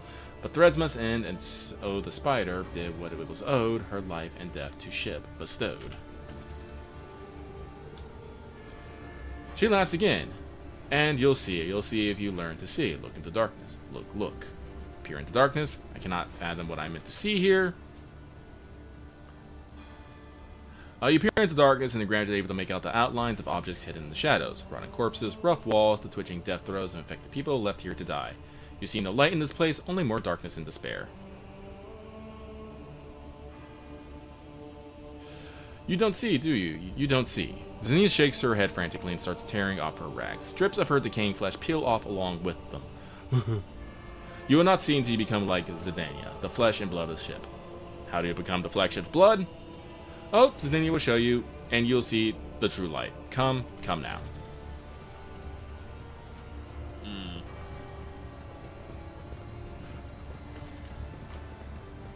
Plunge into the ventilation shaft and become the flagship's blood. Okay. Victory.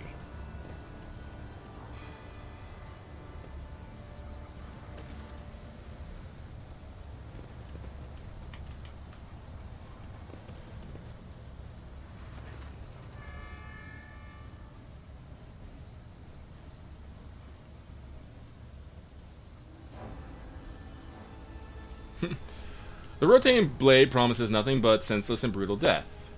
Stepping past them will require some unreasonably precise calculations or blind luck. While listening to the air currents, for a moment, you think you hear Zidania's whispered prayers rising from the depths of the shaft. Required dogmatic founder. Pray to the Emperor. I put my life in thy hands, for I believe that thou wilt protect. The words come easily and all your doubt fades away. Somehow you know with certainty that your life will not end here. I wonder if that gives you a boost to your, like, athletics jump or something. Oh, you get a bus plus 55 to this check looking at it. Very funny. Wait, actually, hang on. Can we...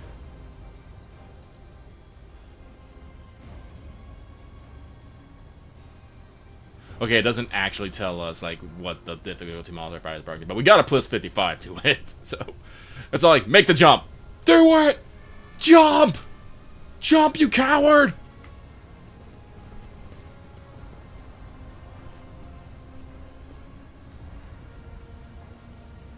Madden. Woohoo!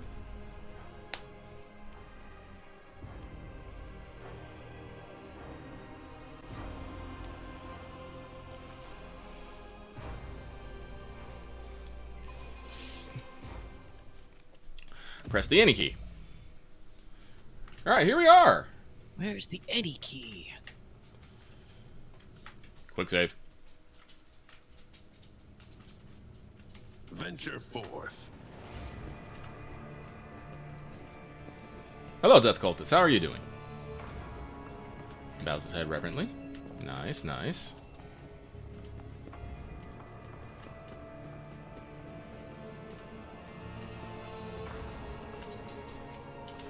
Looking kind of ramshackled here, my friends. Ooh, there's goods over there. But how do I get to them? Oh, I'll just push this button and see where it takes me.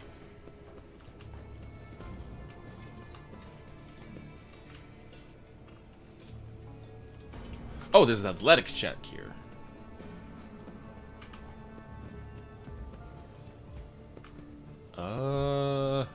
F5? Did not see that one coming. Oh, that fatigued me. Oh, fuck it, try it again. I harbored higher expectations. Nope. This is why we quick load.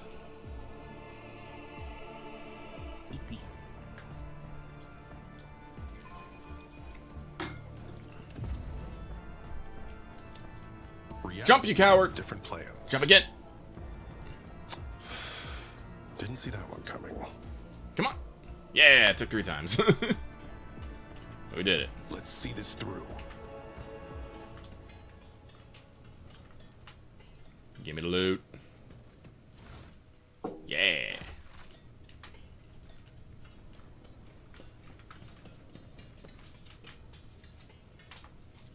Let's cross back over.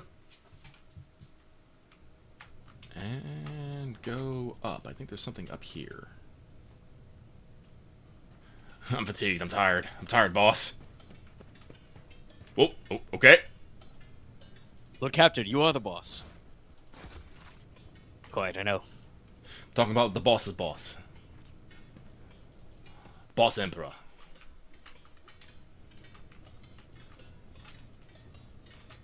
Alright, let's keep looking around, make sure I don't miss anything. Tangles in for my bridges and crunching for beams and flooring stretch ever higher, not unlike a whim. The temple is growing, much like a living organism. Interesting, interesting. Let's seize the moment.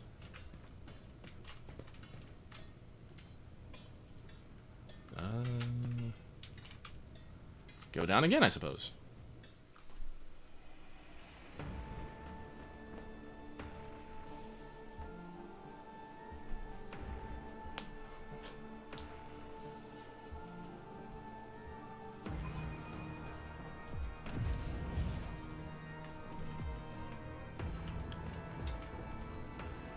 Keep your senses keen.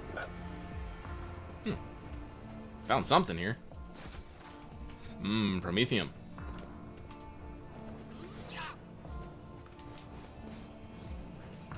What y'all doing? Training? Cool. Forge ahead. Never linger. We have a bunch of spinners. Wait, how'd all you guys get down here? What the? It swings! It swings!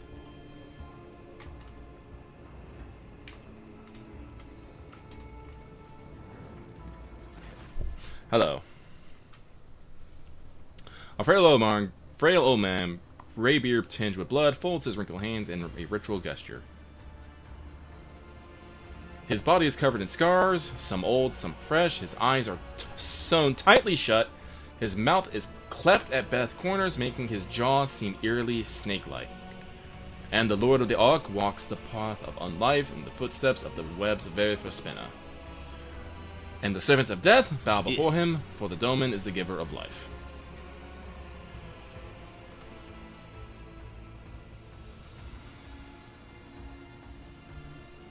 The old man goes still, his head turned towards the sign. He nods towards the temple's muffled silence. Yes, yes, truth like a stream pours from your lips. We welcome him as the tenant demands.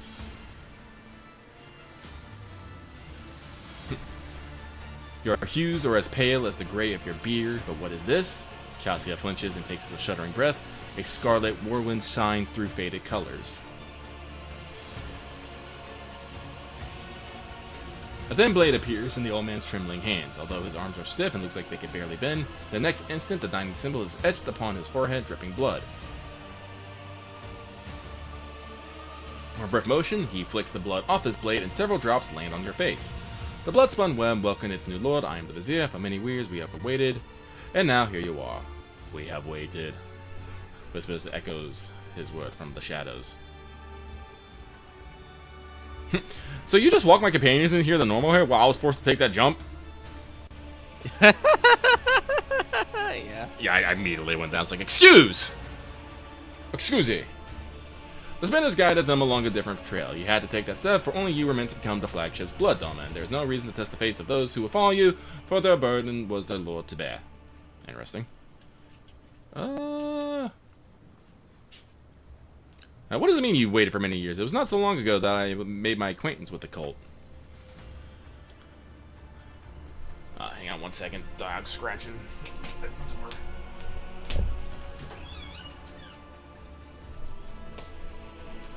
Yes, hello, hi, yes. You haven't seen me in 20 minutes. It was an eternity. Alright, I have scratched your butt. Now go away. Saying no, do it more. Scratch my butt eternally. You don't have the ball, right? Okay, you can get up on my bed. I try not to tell the dogs not to do everything. It's just...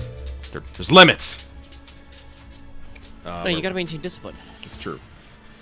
As I delve into my divinations from the flesh and blood of the departed ones, I turn to a relic most ancient and priceless. It is his tarot, inherited by the cult from the matriarch Sparta, who spun the first thread. One of the readings I did back when I still had the strength to leave the temple and usher souls on their final journey. That was when, in the intricate tangles of destiny, I glimpsed our meeting. But when we would meet, alas, was not revealed to me, and so we waited year after year, and now the hour has come.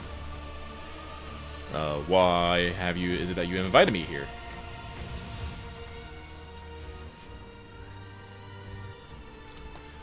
Death whispered your name and commanded us to honor you with a sacred ritual, but only inside the temple can the spinners perform it. The Vizier is suddenly distracted by someone invisible and nods towards empty space. Yes, we are glad he reached this place. We are glad to serve.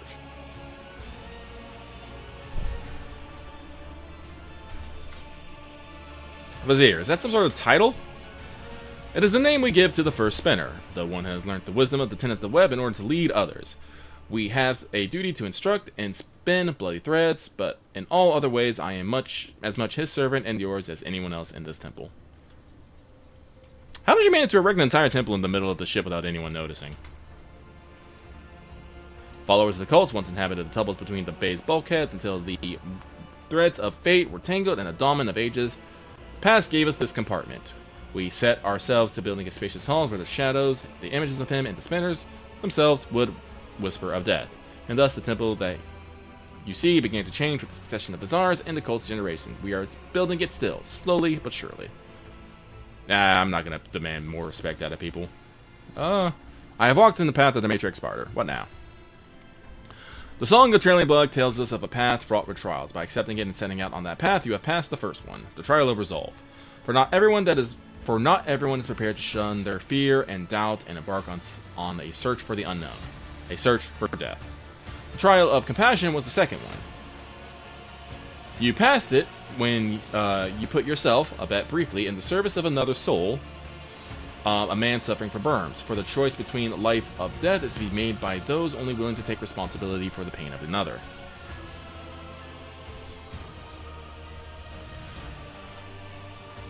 True. The third was the trial of justice, and assuming the role of judge for an apostate of our faith, you declared your right to influence the balance of life and death that the errant soul had upset. And the fourth was the trial of duty, for duty always leads to death. We are prepared to render you our duty unto the undying one, fearless and accepting of our purpose, which is to serve him. You, too, have proven yourself prepared, and the four trials have brought you here. Were the trials really necessary? Yes. Peace, brother. Time has almost come. Who is it that you talk to all the time?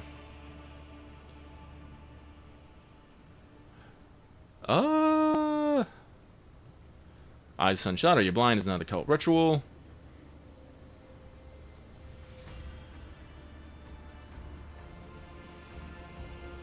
Conversation was another test, I imagine.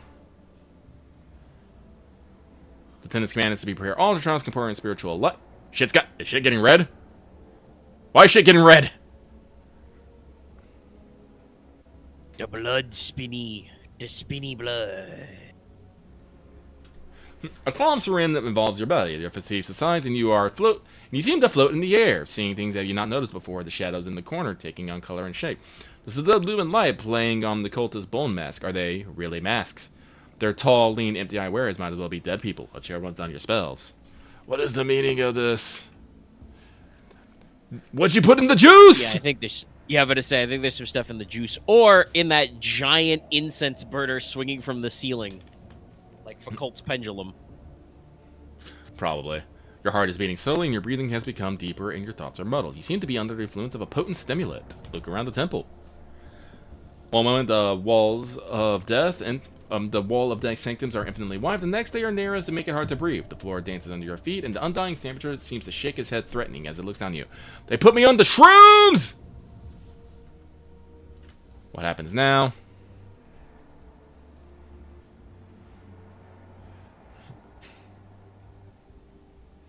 That is for you to tell me. You look at the vizier, and his trembling frame seems small and insignificant. A single step would be all it would take to crush him, but the visions are starting to wear off, and now the old man towers over you. The keen gaze of his sealed eyes are studying your every moment, waiting for a response. Well, now you're going to initiate me as a servant of death. The servant of death hisses the echoing whispers from the temple, and the vizier bows his head reverently. You have become the blood of the flagship. Now you become one of his faithful servants.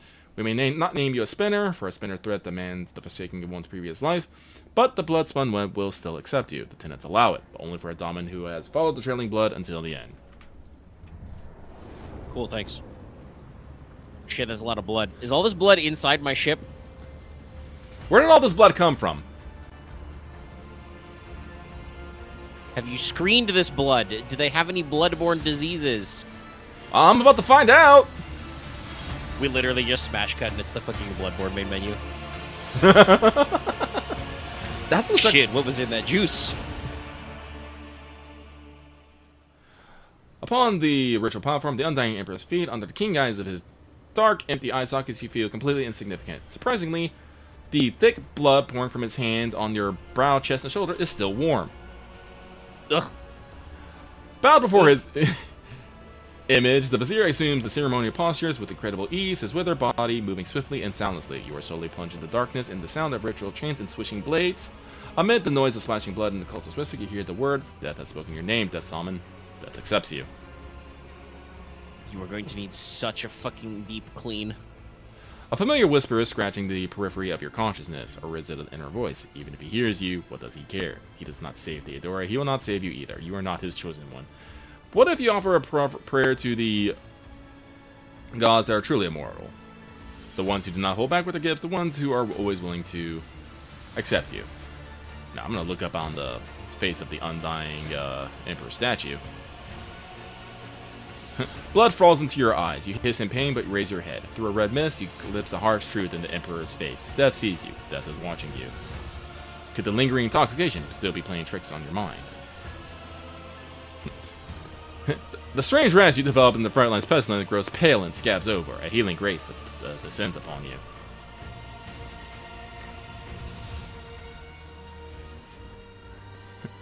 The Vazir's voice grows suddenly thunderous and snaps you out of your reflections. Death has accepted you, Death's Dahlman Seth. Now and for all time, you are the Blood Warding and the Undying One's most venerable servant. I feel as if the God Emperor is watching me. To many, he comes during the time of servants and images of blood and whispers from the shadow, but remember that those are mere visions, for true death will not come for you until your time, and it will take your soul gently in its bony hands. Cool.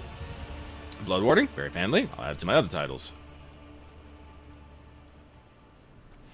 Now that you're part of the Bloodspun Web, remember henceforth to beware of vanity, for it leaves gaping rents in the armor of our souls. So the ritual is complete? The ritual is complete, but you are not. The Vizier gestures for one of the cultists who is carefully holding a strange garment to come closer. For years, we have maintained fealty to the Domini. We have collected sacred temples and relic. You are the first in 3 generations of lord and ladies to grace this sanctum. The first of them to be initiated so. We are grateful. We are uplifted in spirit. Hear our exultation. Accept this gift of vestments sewn from the bones of his faithful with the threads of death. Cool. The cultists whisper prayers to the Undying One as the happy change your clothes and you regain your faculties. Cool. Watching ahead. Oh, let's see. What was that armor they just gave me? Here it is.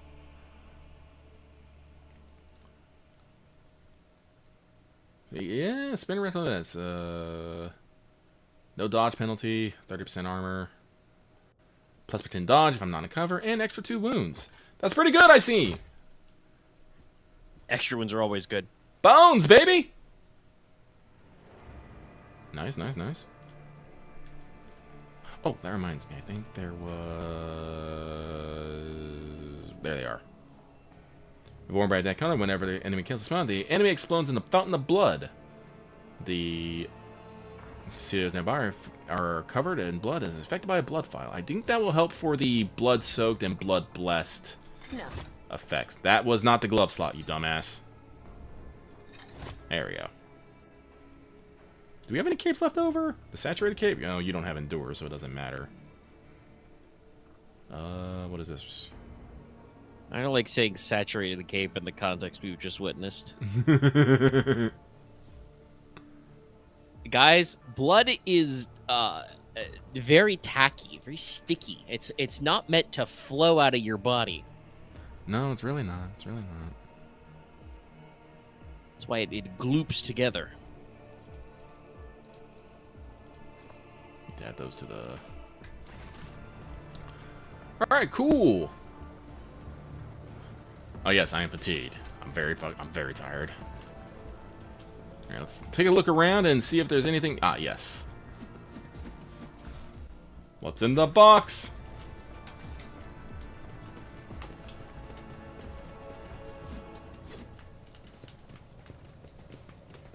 Run around, run around.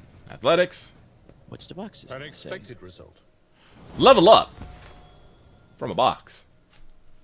Oh, the Bloody Pact. It's a knife. It's a primitive knife. Another spinner's blade, and crimson and talking cans.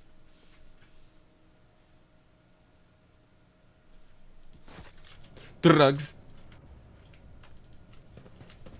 Alright, that's the way out, it seems. The shrouded faith, the blood-spun web. It is both frightening and awe-inspiring. As is the fact that they have managed to claim a whole compartment to themselves, and the officers somehow failed to notice. I shall conduct an inspection. Sure you will, Abelard. Sure.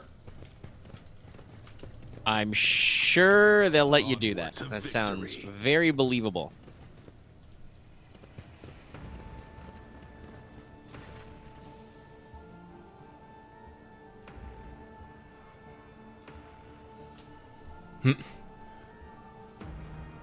Spinner, face covered in carved bleeding skin, makes a respectful gun for imitation. Let me show you the way, Dahlman. Take me in to the enforcer in charge of the freight line hub. I have business with him.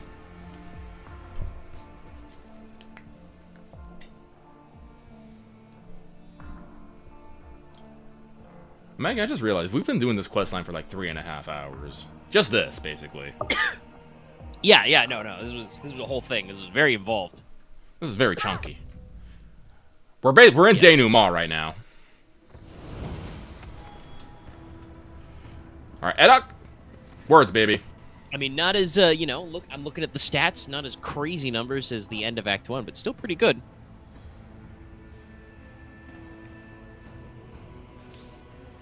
Could be time to... Ugh. Ow! Wind it in a little. That's me stretching my bones. Yeah, honestly, once we get done with this, we might do like a little bit of a post cleanup, but then we might call it there, honestly.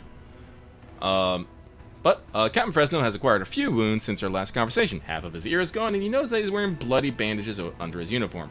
Seeing you, he quickly injects himself with a stimulant and straightens. How may I serve you? What a G. Hold on, let me shoot up. Were you in a shootout?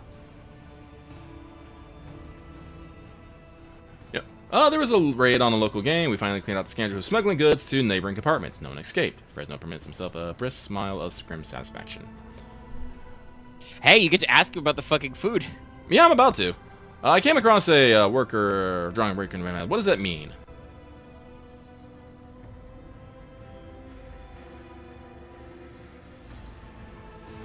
It's a local painting known as Nemesite or Nemesite. Still not sure. Protected the poor and oppressed. Ever since a child, desperate people have been drawing this portrait on the walls, hoping to summon a defender to punish those who have wronged them. We've had 13 or so fools calling them Nemesite over the past 5 years. We disburdened them ourselves just to be served. The cultural heritage of this compartment is interesting. Not to be expected much from simple-minded serfs. Enforcers have been appropriating ration cards from workers returning from the cities. Why is that? Are you short on provisions? The compartment has just enough food to avoid starvation, Lord Captain. This is why enforcers are making sure that no serf has more cards than they're supposed to. They used to rip out tongues for it, but I reduced that punishment to simply beating the thieves and confiscating all their cards. The orders are to give these cards to workers who are starving due to a lack of work shift. Not that it helps them much, but it's better than nothing. Are there enforcers guilty of misappropriating the confiscated items? Yes. Do those caught receive severe punishment? Absolutely. Well, I guess you did kill some of the guys with those cards, so technically some of them were punished. But I feel like your system is a little open-ended, Captain Fresno. Yeah, you just say the people who are caught.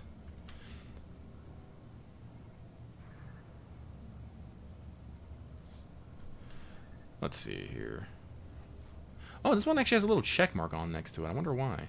Ah, because it requires items. Anyway, interesting. Oh, so you have the stuff you need to actually be like, hey. Mm.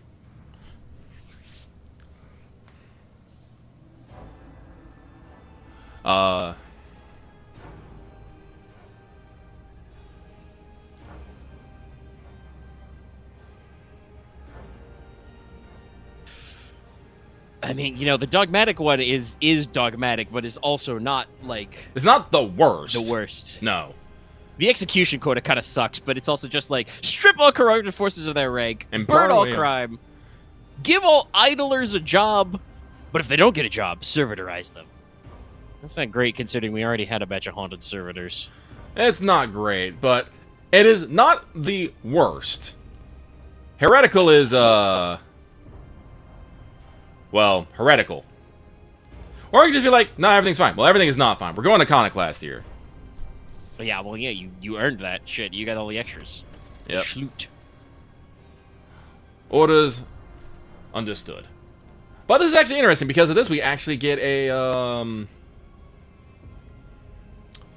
ship benefit. Actually, let's see if we can get the ship combat to proc before this. But yes, we have educated labor. The flag's hull integrity increased by +10. The plating of all sectors of the flagship is increased by +1. The freight line workers study to the best of their ability, applying newly attained knowledge for the betterment of the ship. Thanks to their efforts, logistical efforts with engineering beings have become more efficient, which has opened up new opportunities for fortifying the hull. Yay! Be steadfast in your duty. It's almost like skilled labor is useful. Oh, hey, the game does keep track of time. Yep. Low Captain, here to report your canal. The compartment is already operating under the new procedure. Cool, cool.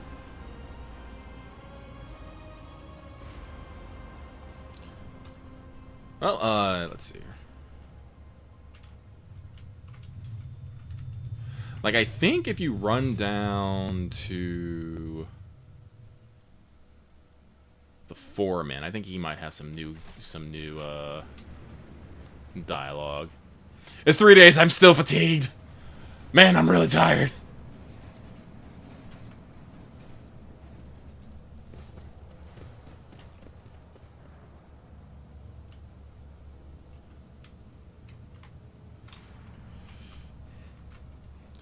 You better not be burying your hovels in the fucking vents again. I won't tell them to torch them, but I will tell them to fucking tear that shit down. You can't block the vents. And you shouldn't want to block the water lines. They're gross. How is life under new rules I set? Much better, and we appreciate your care. We have half as many sick and hungry these days. That's good. Listen, guys, I'm going to be real. Hungry people can't work that well. They really can't. No, it's... Just enough to avoid starvation? Excuse me? It's one of those things that's just like... I mean, they said, you know, we only have so much food in this compartment, so... But, you know, we just give the compartment more food if we've got it. Yeah. But, yeah, definitely, like... Forced work and, like, starvation, you know, quality stuff, it doesn't do anything. It's not good. Don't do it. And also, when people are starving, they're more likely to do something fucking stupid. Like, no matter what, you're going to have ne'er-do-wells laid about and just, you know, people who are not going to conform to your system. But that is not the majority. Generally, if people have, you know, their basic needs taken care of, they are usually pretty okay to fucking, you know, work a menial job. they'll grumble and complain, but they'll still do the damn job. It's when you start taking away, you know, the basic needs for life. That's when people start doing weird and stupid shit. You know, like praying to chaos golds and become like organizing gangs and stuff.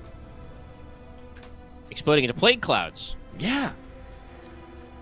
Treat people like people. Like, I think I was going to mention this earlier. Like humans are like a socially organizing, a socialized organization. Like, there's always going to be people on top of other people. Like, it's just how humans work. We need organization and leadership to fucking function. But just because, you know, someone stands on top of someone else does not mean you treat the person underneath you like shit. That's not productive. It's not. Let's go to the void ship bridge.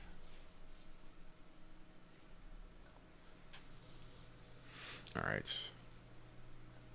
So let me double check. We're going to see if we can proc the spaceship combat. Yeah. Because it does. I do believe our first battle is in this system. Yeah, we'll worry about the level up later. But we'll quick save. Some guy gonna try and punch your ticket. Yep. Furibundus.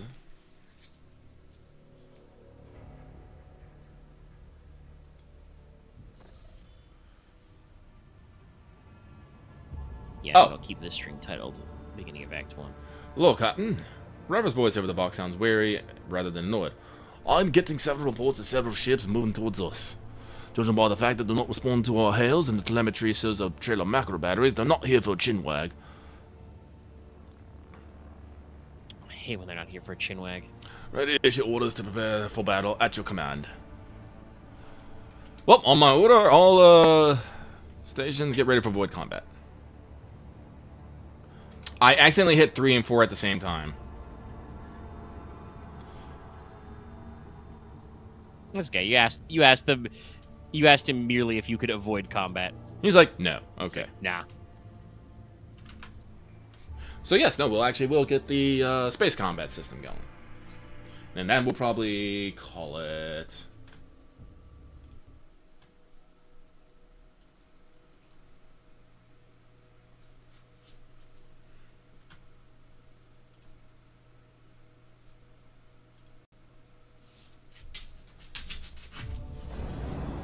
Space! Ooh. Space is space. Space is space. Space. Alright, so yeah, so we see here we have a big grid map system. We have our movement. We have all our weapons here, and we have everyone in their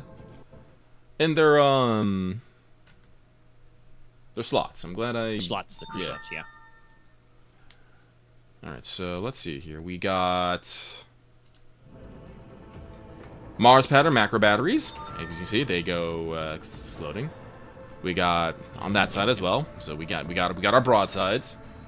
We have dorsal range macro cannons. Very good. We have the void ship ramming, lance on the front, and torpedo tubes.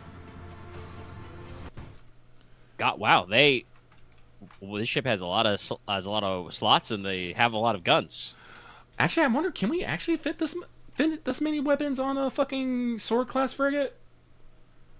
On a sword class, I think so. I know there may be a question about the torpedo tubes, but I think that's 4 because that's broadside. The Mezoa macro are dorsal mounted, so they're on the top. Okay. And then 4 slots. So that's only 4 slots. The ram is like special. Well, we also do have the lance. So.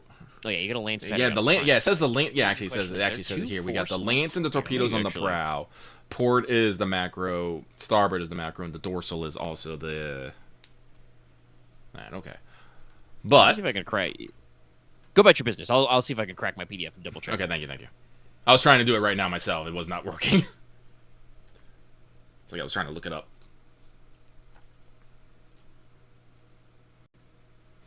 All right, so Got 2 Two scummy little guys. Yeah, but see, so we can like. Destination locked in. Oh, it's like the thing about this game is we have to actually move. We cannot stand still. Like the game will not let you stay in place because we're in a ship with giant thrusters on the back.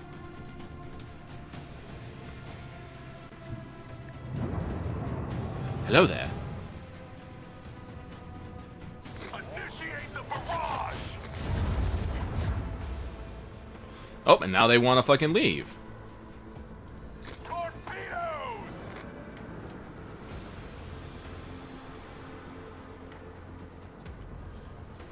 Purify the battlefield. Oh, nope. Wrecked. Get wrecked, nerd. We'll turn this way. Yeah, can't hit them with that, just out of range, and can't hit them with that. They're way out of range. That's my turn. Cobra's all So like... now, pull it up. The weapon capacity of a sword-class frigate is normally just dorsal 2. Really? Yeah. Okay. Okay, so if I want to do a big swing around, I'm going to have to use all my fucking maneuvers. But I think...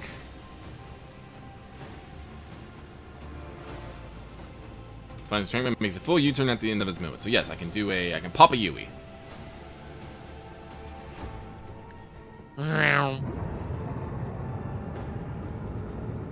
Ta-da! Let's see here.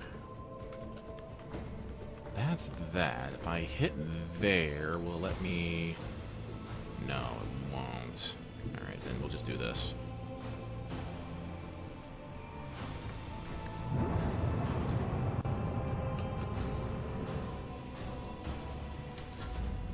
And then my torpedoes have their own movement. Yeah. Whee! Around they go. You can actually shoot the torpedoes down and have them reduce their damage they do, which I'm going to assume they do. They only have 3 rounds though. Before that, they will self-destruct wherever they are. Yeah, I don't know about the shooting, how the shooting them down and evading them works, but this is how torpedoes are supposed to work in the tabletop RPG as well.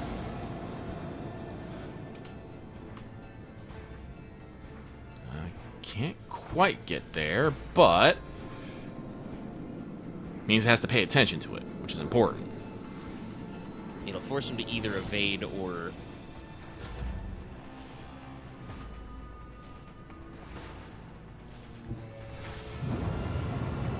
Alright, so there's that. Then we're going to fire the lance at him. Let the enemy burn. So we fired the lance. Then we're going to fire the mezzo. Macro cannons. Volley. Bloody hell, we're going to die. What's taking so long with the engines? I do believe that is actually the pattern you're supposed to do. It's you Purify the battle. lance them to take down to damage them through the void shields, and then you macro them as the follow-up. Deploy torpedoes. Guess what? Now there's 2 torpedoes.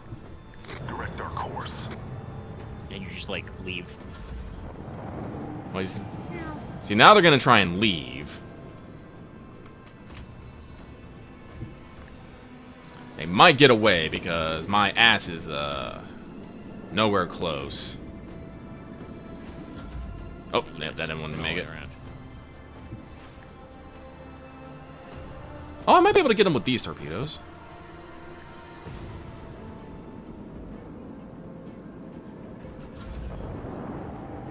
Oh, they get to move first? You sons of bitches!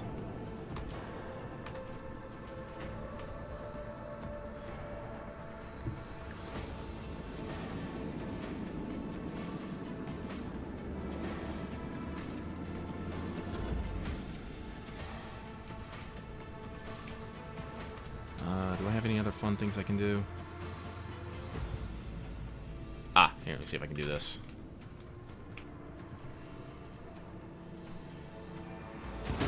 Punk! Yeah! Bang.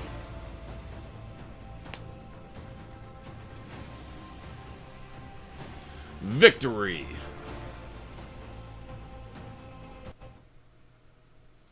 Yay. So with that, yeah, all right. So we didn't actually get to Footfall, which is, you know, kind of a hub here. Footfall actually. That's okay. That means I'll title the next stream "Footfall." Yeah, probably sounds pretty good. All right, but yeah, no, we've been going for. Actually, no, it's fair. We've been going for 4 hours. I forgot we started at 4 Lucky Standard Time. Yep. And we completed all of the Bloodspun Web Temple. Got some sweet gear. Got infected. Got cured. Got covered in blood. Drugged. Killed a lot of dudes, and hopefully made things a little bit better for my shirt. My ship. I mean, not my shirt. Your shirt is not better. You soaked it in blood. Yeah, no, I'm gonna go perform my ablutions for a very long time. You can actually go do that. Actually go chill in your fucking bathtub in your room. You can invite your guardsman to come hang out with you. It's like, hey, eat some food. Chill out with me. I'm the Lord Captain. I say you hang out with me in the bathtub. But like I said, we still hit 30, which I still think is good enough to keep going for another week. Once we, I don't know, I think at a certain point, once we like start getting a number of views, we'll probably stop doing Rogue Traders. But as long as people are interested, we'll keep going.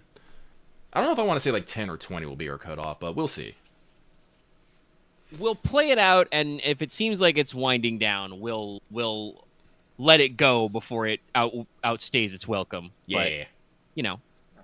We're schlooping back in. We're at the time. People are here. It takes them a little while to show up, but they show up. Thank you for all commenting, observing, chatting. But with that, we're going to get on out of here. Thank you everyone so much for who's shown up. If you like what we do and want to see more, please check out the rest of the content we got coming out throughout the week. Tomorrow will be Fail Betrayal with Omega and the Yugi Boys. What are you doing tomorrow? We're going to catch up and finish Salamangreat, Fire Animals, because we took a break in there for the Patreon poll. Ah, okay. But... if you like animals that are on fire, check out Fail Betrayal. Wednesday, we'll be continuing our Final Fantasy XIV stream with the announcement of the next major patch coming mid-December. That will hopefully get us off our ass to actually start finishing things up, so we will be more prepared this time. And not get necessarily caught off guard. With all the stuff coming out, there'll be many things to do. Friday, we'll be recording Let's Talk FGO, where, unfortunately, I don't think we have anything to talk about. Right at this moment, we got nothing. Yeah, they did a stream, but I think it was more general. We'll see if some more news filters out. We'll pick up some stuff. Yeah. I'm gonna be real. If nothing's happened, I might just say, Omega, let's not do the show. Otherwise, we're just gonna have 15 minutes of Let's Talk FGO and then 3 hours of mailbag. Not 3 hours of what's up. We'll see. Yeah, if there's, we've done it before. If there's absolutely no news, we'll do something different with the show. Mm-hmm. We'll postpone or find some other stuff. Yeah.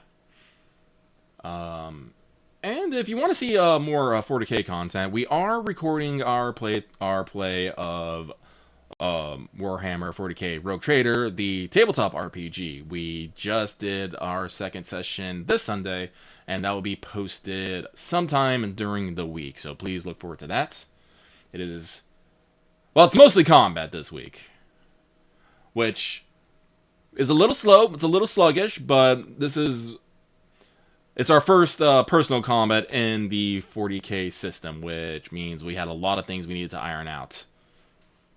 So hopefully that will improve. It was our first one, so improve in our coming things. So please check all those things out and more. So with that, we're gonna get on out of here, and I hope every single one of you, I'm looking at all of you, have a good night and a great evening. Take care, everyone. goodbye.